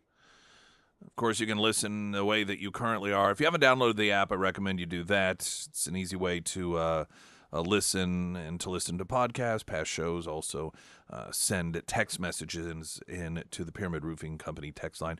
Before the show is up today, we're going to talk about what's being described as a major shakeup when it comes to those in charge of deportation, specifically ICE, and what is. There's two perspectives on this. One is that it is the result of friction between two different approaches in the Trump administration regarding deportations. The approach of simply looking for and targeting only those who are also murderers, rapists, human traffickers, so forth. And then others that are saying it's time to begin focusing on the larger picture here and just getting as many people who are in this country illegally deported as possible.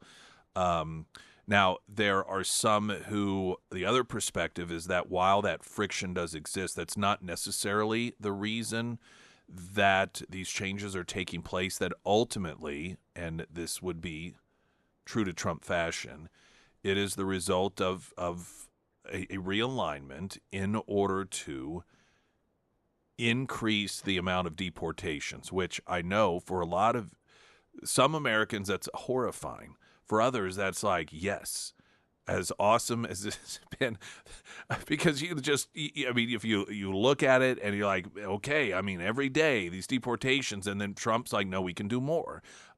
So the shakeup at ICE, we'll talk a little bit about that before the program's done today, and what it is that is being said. Bill Maloogian of Fox News, as usual, is a really good source in terms of information that he's been provided as to why it is this shakeup is taking place, and so I'll share some of that information. But I did want to note that the Democrats, we've got the early appearances that they are going to try to rewrite the Trump is Hitler history, and that is to claim that we've never claimed that. Well, we've never said that before.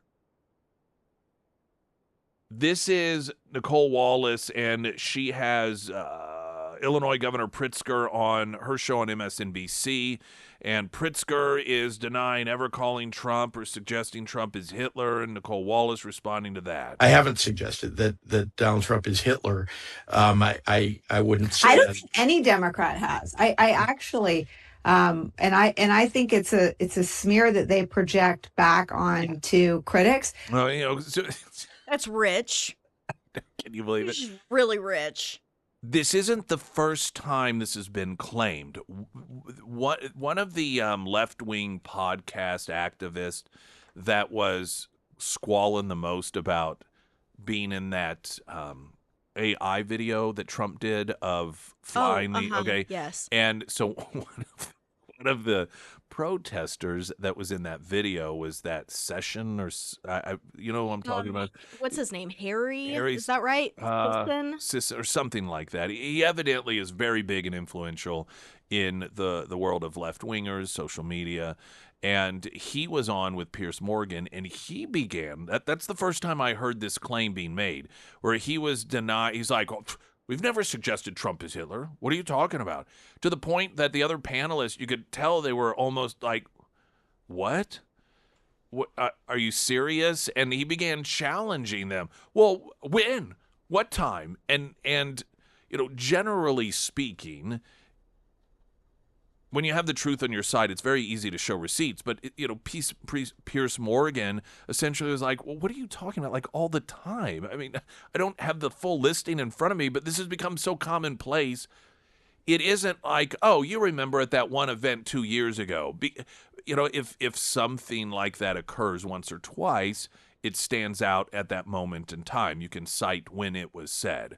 Like for example, Joe Biden calling Trump supporters garbage. That is a moment in time you can look up when that happened. But when you were saying, well, when was it?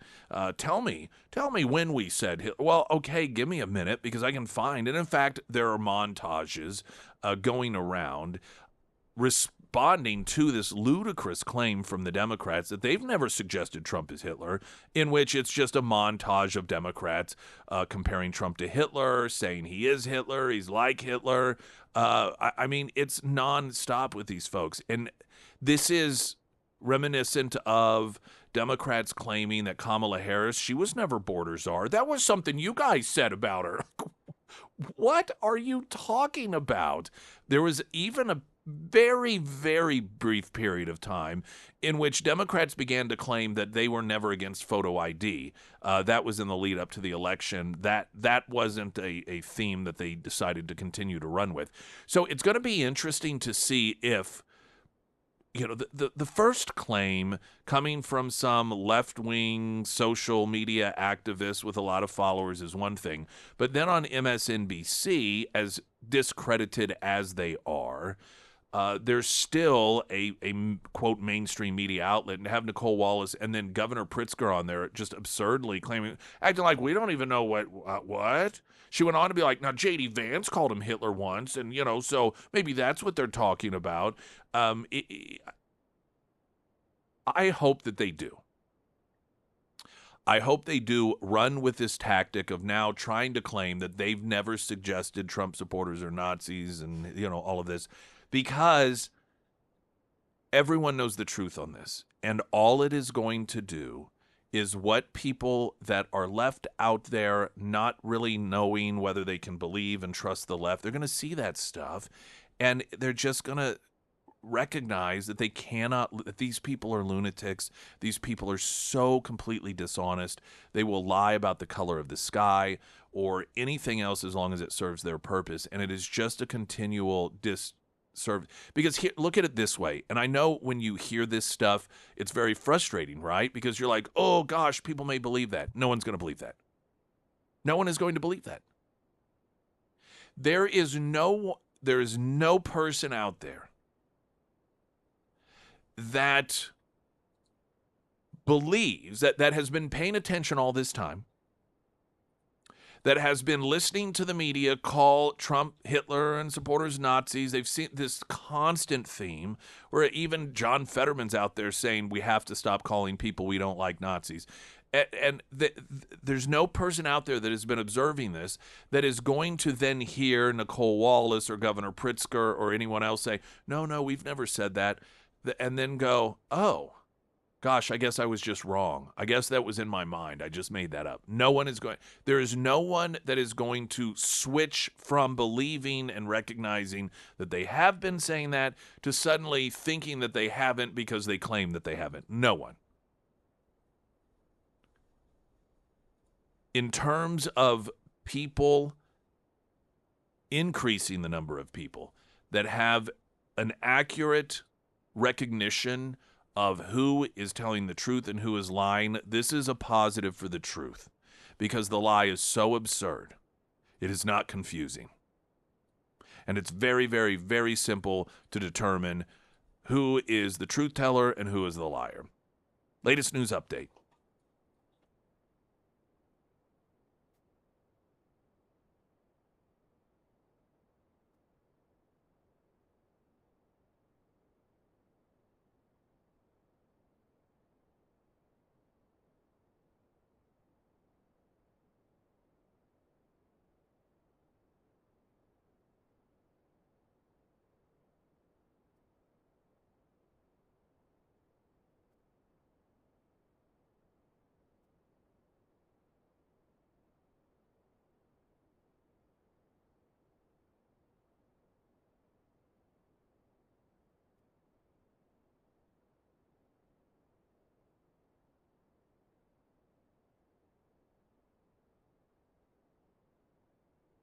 And the first alert forecast from Ozarks First meteorologist Tom Schmidt, sponsored by St. Clair of the Ozarks Home Improvements.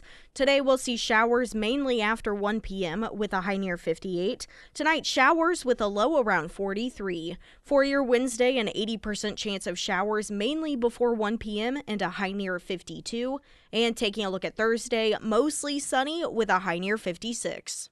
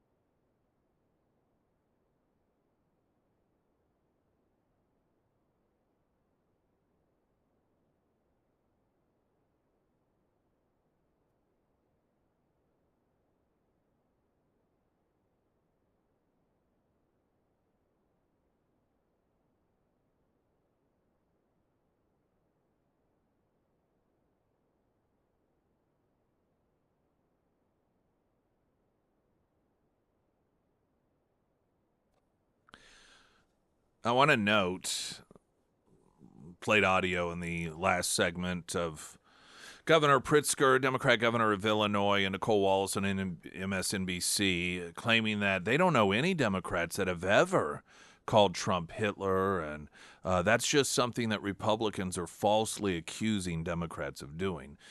If this is a new approach that they are going to take,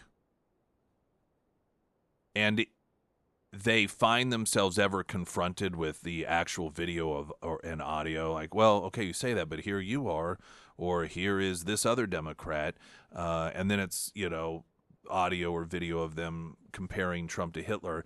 What they'll say is, well, no, see, now we said he was like Hitler. We didn't say he was Hitler. Okay, you try to draw that distinction. You go right ahead and see how that flies with the American people. That's the sort of stupidity that is turning people away from the Democrat Party.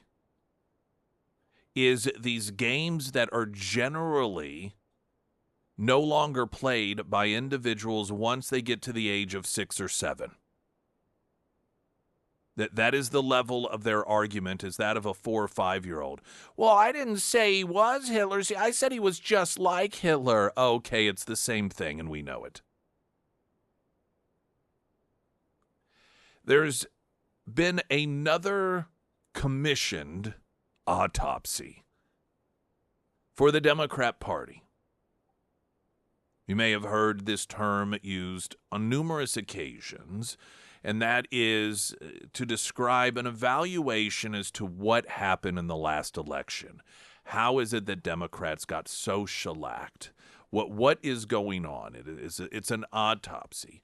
And what this latest autopsy has found out is pretty much in line with every other autopsy, and they keep doing these because they just don't like the answers. You see, what the Democrats keep hoping for is an autopsy that tells them, oh, you're right. It's just this goofy little weird thing occurred that needs a little bit of tweaking in order to make sure it doesn't happen again. But what every one of these autopsies find out is that Democrats are increasingly alienating normal Americans, and normal Americans increasingly do not like the Democrat Party. They don't like what they stand for, and they don't like who they are. That is something that the Democrat Party is not wanting to admit or acknowledge. So they continue to commission these studies in order, they're wanting to be told something that what they want to hear. Semaphore.com reporting deciding to win grew out of discussions centrist Democrats had last December after their loss to President Trump and a rush of panicky takes about what the party did wrong. While embarking on its long-term polling project, the group also consulted an array of Democrats, including Schultz, former Biden White House spokesperson Andrew Bates, and House Majority PAC founder Alexandria Lapp. Simon Bazelon, the principal author of the report, said, I felt like there had been a real lack of reckoning among what actually happened. A lot of what we're arguing for is a return to Obama-era positioning on issues like immigration and crime and prioritization of the economy over cultural issues, he explained. The report doesn't urge Democrats to move fully to the right, reserving vocal praise for several progressive stars in the party with a more direct appeal to economic opportunity and lower cost of living. The author writes, we have much to learn from the relentless focus of Bernie Sanders, Alexandria Ocasio-Cortez, and Zohran Mamdani. The risk they see is in Democrats moving left on other progressive policies, which even some in the party establishment have done, while criticizing Mamdani and other Democratic socialists. From 2013 to 2024, between the beginning of Barack Obama's second term and the end of Joe Biden's sole term, the report offers clear metrics to show how the party changed its language and gave support to left-wing bills that had little chance of passage. Over those 11 years, the share of congressional Democrat co-sponsors of a bill to study reparations for the descendants of slaves rose from 1% to 57%. Now, again, this is looking at when Obama began his second term versus the state of affairs for Democrats when Biden was finishing his term. So during the Obama years, when it came to reparation bills, you only had 1% of Democrats that were co-sponsoring the bill. It has gone to 57%. Support for assault weapon ban legislation grew from 41% to 88%. Support for giving federal prisoners full voting rights grew from 4% to 41%. And support for legislation that would wipe out state abortion limits went from 2/3 of the Democrat caucus to 98%. During the same period of time, the perception of the party as being too liberal rose from 47% to 55% in an average of public polls conducted by the group. Perception of the GOP as being too conservative fell from 47% down to 44%, though the authors note that some numbers have moved back up in Trump's second term. The defeat or retirement of some conservative Democrats explains some of the shift, but not all of it. The report's study of national Democratic Party platforms from 2012 to 2024 found a surge in language about specific racial groups, up 828%. Environmental justice surged up 333%. Democrat Party platforms about LGBTQ issues up 1,044%.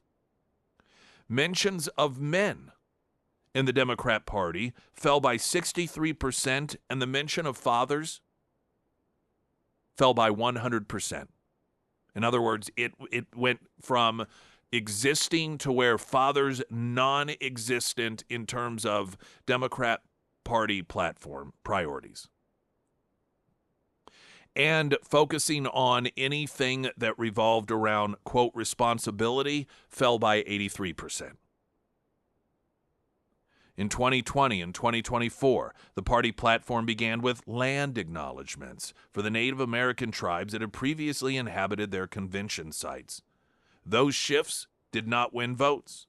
The report's analysts of voter data from Catalyst, a Democratic data firm, showed Democrats losing ground with non-college educated white voters since 2012, but far more with non-white voters, no matter their education level. In other words, people of color.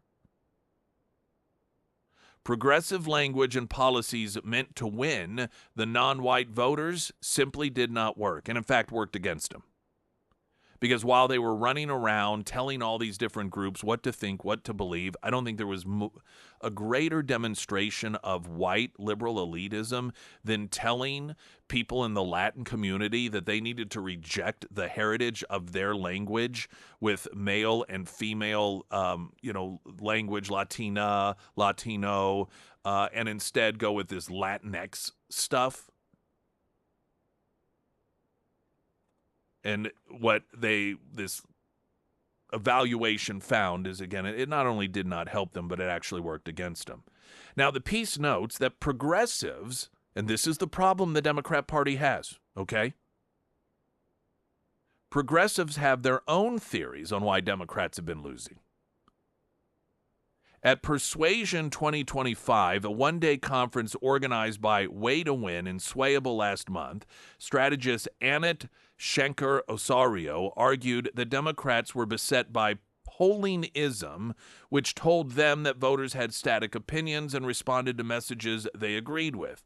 Democrats didn't need to move to the center, they argue, or use more centrist language. They needed to reframe issues. One idea: instead of calling the GOP's tax reform package a big, ugly bill, they might instead call it the MAGA murder law. So more hysteria. This is the real problem that the Democrat Party has created by inviting these lunatics into their party that don't ultimately care about being a representation of the people, and they don't care about improving the quality of life of the voters. They have an ideological belief system that is supposed to just be in place because that's what they believe in. They believe it's virtuous and righteous. The results are irrelevant. And the only challenge they have is getting these ignorant people to understand. And the way that they feel you get people who aren't understanding to start understanding is you become more dramatic. You yell louder. Instead of calling something the big ugly bill, you call it the MAGA murder law. They don't have the intellectual or emotional ability to recognize that that actually works against them. They are like a toddler that wants his or her way, so they scream and yell and kick on the floor, not realizing that other than the few people like the parent that may cater to them just to get them to shut up in the moment, the vast majority of other people in the restaurant at the time, aka the country as voters, looks at it and thinks that is really, really off-putting. And so what you have in this particular story is a snapshot of the problem that the Democrats are dealing with. Here, once again, people who really seem to be interested in, okay, what did we do wrong and what needs to change? And they're once again being told that people think that you are out of touch. The things that are important to the Democrat Party and that have become important to the Democrat Party since the Obama era are not anywhere close to being in touch with the average person. We have to be less extreme. But then the most vocal and active members of the Democrat Party say, no, not only is that wrong, we need to be more extreme. This is the civil war that they're dealing with. And I still argue that the lunatics on the left are the ones that are eventually going to be running things because they are more hysterical, they are more emotionally driven, and hysterical, emotionally driven people just become relentless, and they tend to wear more reasonable people down, which means that what reasonable people, relatively speaking, there may be left calling the shots in the Democrat Party are eventually going to go away. Springfield's Talk 104.1. I'm Nick Reed.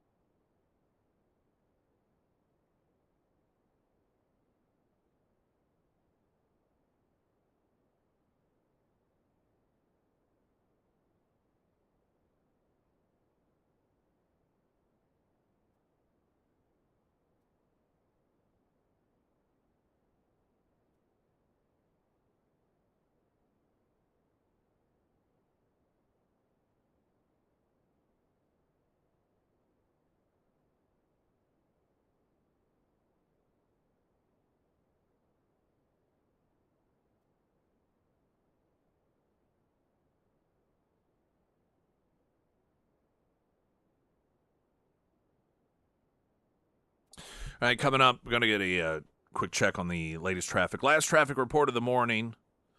We do have a Heroes Breakfast Friday at Scramblers. Keep that in mind. Free breakfast for veterans, 6A to 9A this Friday as we broadcast live. And a massive shakeup within ICE taking place late afternoon yesterday, last night. What information is available on that, what it means, all ahead. I'm Nick Reed.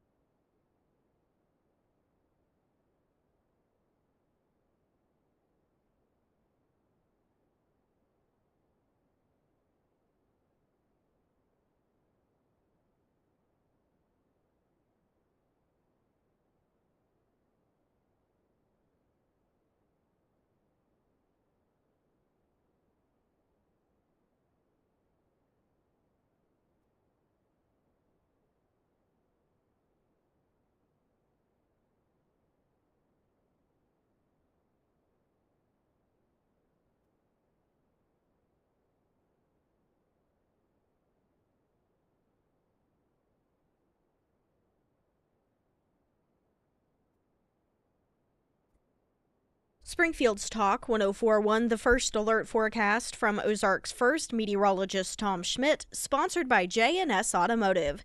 Today we'll see showers mainly after 1 p.m. with a high near 58. Tonight, showers with a low around 43. For your Wednesday, an 80% chance of showers mainly before 1 p.m. with a high near 52. And taking a look at Thursday, mostly sunny with a high near 56.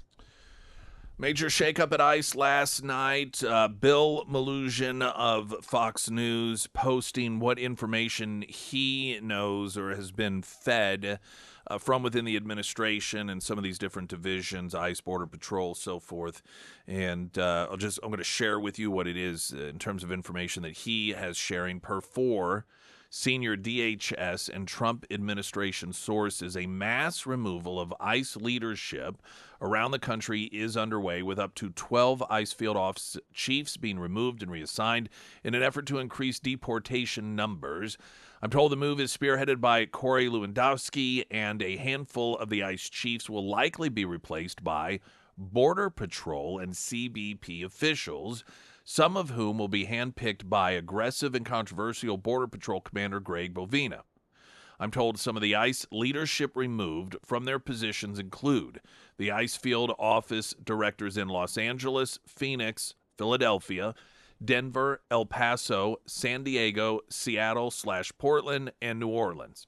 Border Patrol officials taking over ICE leadership positions would be extremely significant, as Border Patrol and ICE do different things, and I've done numerous ride-alongs, embeds with both. Generally speaking, ICE typically conducts very targeted operations, largely going after criminal illegal aliens or those with deportation orders, but almost always knowing who they are targeting for arrest, often conducting surveillance to learn their schedules before and waiting hours before arresting them if needed. Border Patrol, under Trump 2.0, while sometimes doing their own targeted operations, has been extremely aggressive and has been at the forefront of some of the more controversial immigration enforcement operations we've seen so far, carrying out roving patrols in Los Angeles, Chicago, etc., often at Home Depot, car washes, flea markets, etc., leading to a handful of federal judges around the country issuing injunctions against them. A majority of the viral videos you see online are Border Patrol agents, including the use of a Trojan horse-style Penske moving truck at a Los Angeles Home Depot, an operation organized by Bovino. ICE often gets blamed for what Border Patrol does, as the media and activists often cannot tell the difference between federal agents, and everyone is called ICE. I'm told there are growing concerns about the political and PR fallout associated with some of the roving patrols Border Patrol is conducting as lawsuits continue to stack up midterms approach next year. I'm told there's a significant friction within different wings of Department of Homeland Security and the administration, with Border Czar Tom Homan, and ICE Director Todd Lyons preferring to prioritize targeting criminal aliens and the, quote, worst of the worst, or those with deportation orders, while DHS Secretary Kristi Noem, Corey Lewandowski, and BP Commander Bovino prefer to use aggressive tactics to arrest anyone in the U.S. illegally, including but not limited to criminals, to ramp up deportation numbers and achieve President Trump's promise of mass deportations. I'm hearing from both sides of this friction. One senior DHS official telling me ICE started with the worst of the worst, knowing every target they're hitting, but since Border Patrol started in L.A. in June, we've lost our focus, that being DHS. Going too hard, too fast, with limited prioritization, it's getting numbers, but at what cost? Bill Malugin continued, Border Patrol agents I've talked to defend their actions, with one telling me, quote, what did everyone think mass deportations meant? Only the worst? Tom Homan has said it himself. Everyone in the U.S. illegally is on the table. It's quite a situation, as both sides of this are on the same team with the same end goals, but different perspectives on how to get there. Another DHS official confirmed the personnel change to me on deep background, adding that the moves are based on performance and doing what is needed to achieve the best results. From DHS spokesperson Tricia McLaughlin, quote, While we have no personnel changes to announce at this time, the Trump administration remains laser focused on delivering results and removing violent criminal aliens from this country. Bill Melugin, adding, just spoke to another senior Trump administration official who tells me there was a widespread review of ICE leadership after the One Big Beautiful Bill passed with a massive infusion of money, and these decisions were based off of who can execute the mass deportation agenda the best, with more staff and more money. So that is all coming from Town Hall, largely, as you could see there or here, based off of information from those within DHS provided to Bill Melugin of Fox News. I've always had a clear understanding of this approach. And there has been some confusion since the beginning of the deportation. Some of the confusion is people who don't really pay attention to the degree that I do, and they just don't take the time and effort to follow all of the wording and verbiage that is coming out of the White House in these different departments, because people have lives.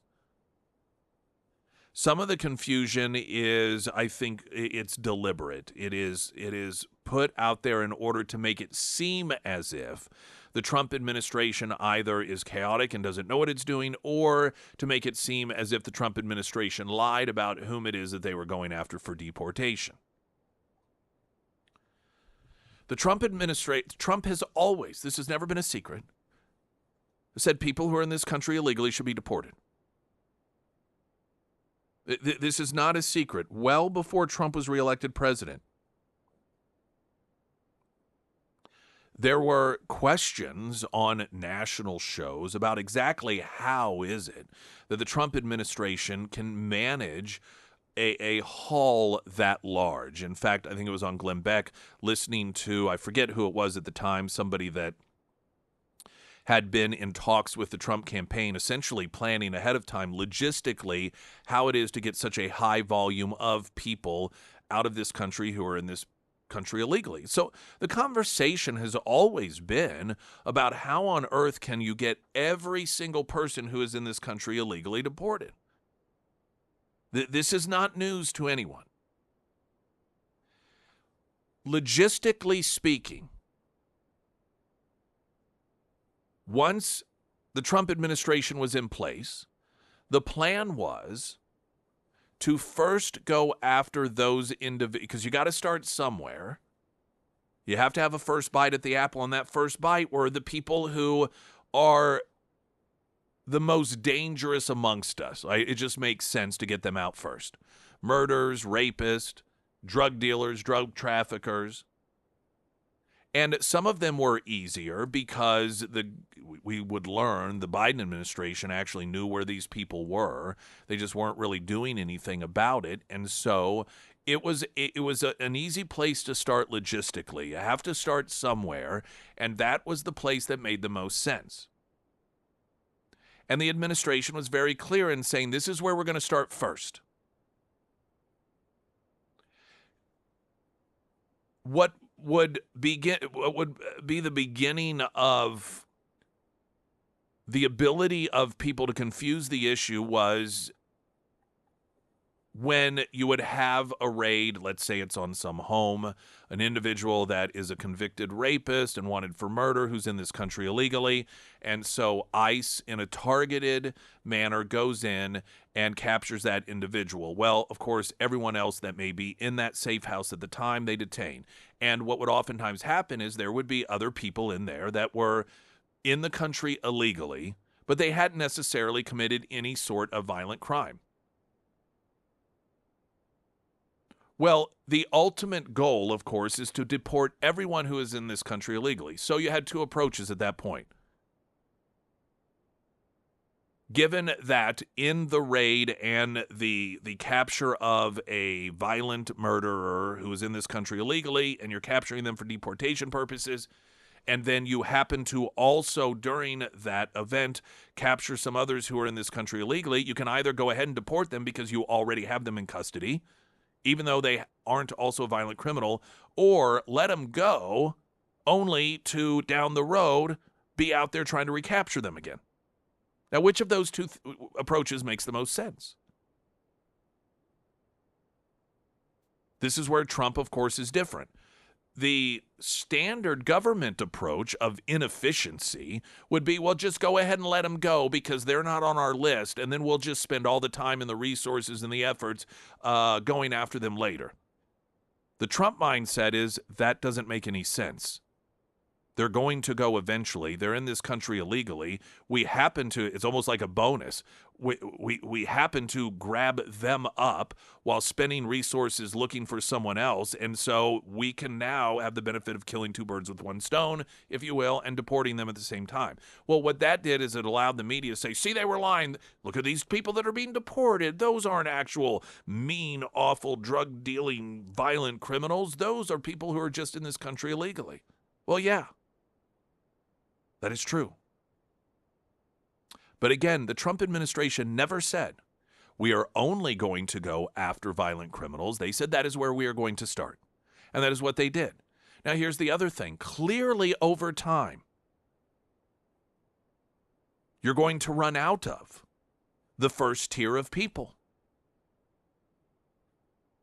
At some point, the only people left to deport will be the non-violent individuals in this country illegally. So, yes, it is inevitable that those individuals are going to be focused on. Now, here's what I suspect is going on. We're in that shifting mode. And ICE has been in charge of much of the deportations and running these facilities in this targeted fashion of looking for the criminals, while Border Patrol has kind of, been idly sitting by, continuing to do their thing. But as the number of violent criminals, as they're being deported, those pond and the fish get thinned out, well, then you start focusing on the others. You don't wait, and again, this is Trump thinking. You don't wait until, okay, well, we have to make sure every single criminal that is a violent criminal is out first, and then once we make sure that the final one is gone, then we'll start on the other. No, the resources are available, and as resources become more available because there are less violent criminals to deport, then you start utilizing those freed up resources in order to go after those who are just in the country illegally. And that is the forte of Border Patrol. I suspect that is why these different the different hubs in some of the cities that traditionally ICE people are being replaced with Border Patrol people to run them, because it is a shift in operation, because of the makeup of people that are to be deported is changing, which, of course, is inevitable, and it's also a sign of success. This is going to be presented as, chaos. It's going to be presented as, people within the administration, they don't like what Trump's doing because he promised only to go after violent criminals, and here he's going after innocent people who have been here all this time, and they're just trying to raise their families. That's how they're going to present it. But I see this as a sign that things are moving along in a manner that has successfully altered the landscape of makeup of people in this country illegally, and Trump is saying, okay, that means we need an alteration of leadership from those who specialize in going after criminals to those now who specialize in going after individuals who may not be here as violent criminals but are just here in the country illegally. Next phase. Springfield's Talk 104.1. I'm Nick Reed.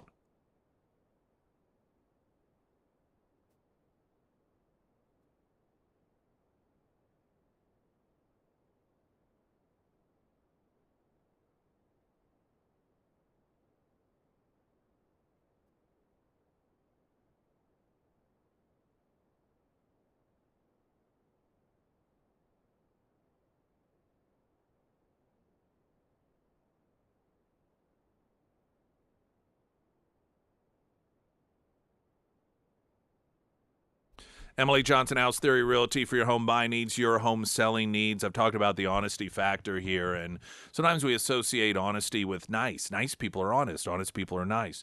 That's not always the case. Sometimes it is, though. And when it comes to looking to sell your home, many times we have our own personal taste. And there are things about the home that we think are just amazing and in with the times. And look, I built this hutch myself and so forth, that in reality is not only not going to help it sell, but might hinder the sale because it's just not quite right. Or you know what? Your house may smell, but you've become nose blind to it, because it's where you live and where you spend all your time. So you don't realize that the first impression for people is one of like, ugh, that isn't. I wonder if that's in the walls, if that's in the carpet, if that's in the flooring. How hard is that going to be to get out? So Emily's going to be straight with you. And if there are things about your home that are going to hamper your ability to get the most out of it as quickly as possible, she's going to be straight with you on that. But she's also nice at the same time, so that's nice. Emily Johnson, House Theory Realty, for all of your home buying and home selling needs. Did you know Biden showed up at an event? Ooh. Yeah, he I kid you not. Let's see, what was he? He was receiving the Lifetime Achievement Award from the Ted Kennedy Institute, Edward M. Kennedy Institute. Lifetime Achievement Award. I guess they just give it to anybody nowadays, huh? Well, it's quantity, not quality of time. I know I make this point probably often enough to where many of you are tired of hearing it, but so much of this is an illustration of the Washington, D.C. government mindset. And Joe Biden receives this because he's been around for a really long time and he played the game for a really long time. It's not because he's actually achieved anything monumental. What has the guy achieved? This is a sort of award Donald Trump will never get. The guy who's running around creating more successful peace agreements than this world has seen created in the last, I don't know how many decades. And he's just doing, he's doing that with one hand while doing this with the other. Actually changing the trajectory of the world and world relationships, yet he will never receive anything like that. Though the Nobel Peace Prize, I still think that may be a difficult one for them to deny him. But that aside, these standard awards, but somebody like Joe Biden does. A guy who really, in terms of actual successful policy, can anyone point to anything? I mean, you'll have some Democrat, well, that infrastructure bill, oh, yes, that's certainly 20, 30 years from now, when people think of Joe Biden, they're going to go, oh, yeah, I remember thank God for that infrastructure bill. That's what Joe Biden did. You know, you're going to have George Bush, the war in Iraq, something that as time marches on does not look nearly as favorable for him. You got the fall of communism, Ronald Reagan, tear down this wall. You know, a number of different presidents. Some have nothing that people think of. Some just think unfavorably. Some have moments. Some have, historic agreements. This is why Obama was so desperate for the deal with Iran. It was just to have something, because he had nothing. It was a bad something. I mean, arguably for Biden, the withdrawal of Afghanistan really is the only historical timeline moment that he was responsible for that you can easily identify as, oh yeah, that was a Biden thing, but clearly not positive, as much as they tried to claim it was the single most successful military mission ever in the history of mankind. So Joe Biden, 82, speaking publicly for the first time since completing a round of radiation therapy in order to receive the Lifetime Achievement Award from the Edward M. Kennedy Institute. And, of course, he used it to talk about what dark days we're in, how horrible, it's the worst things have ever been. Saying, since its founding, America served as a beacon for the most powerful idea ever in government. In the history of the world, the idea is stronger than any army. We're more powerful than any dictator. Clearly a nod to Donald Trump. Biden said America depends on a presidency with limited power, a functioning Congress, and an autonomous judiciary, with the federal government facing its second longest shutdown on record. Trump has used the funding lapse as a way to exercise new command over the government. He went on to say, "Friends, I cannot sugarcoat any of this. These are dark days."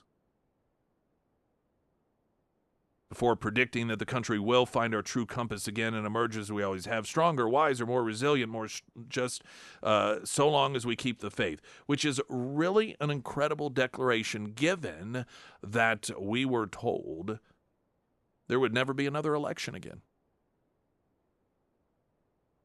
This is much of the credibility issue that has been crafted by the Democrats.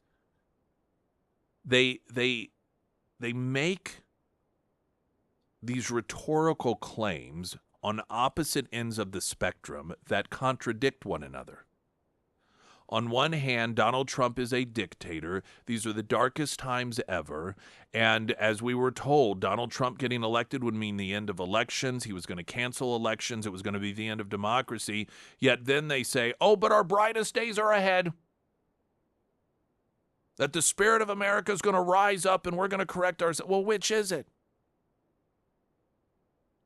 Are our brightest days ahead, or are our darkest days ahead? The problem is they spew both lines of rhetoric out their mouth, sometimes in the exact same speech. And then they wonder why it is that their sky is falling rhetoric continues increasingly to fall on deaf ears. And as usual with Democrats, it's always worst case scenario. Worst case scenario. What fun, uplifting, pleasurable, joyous people to be around. Glenn Beck's next. I'm Nick Reed.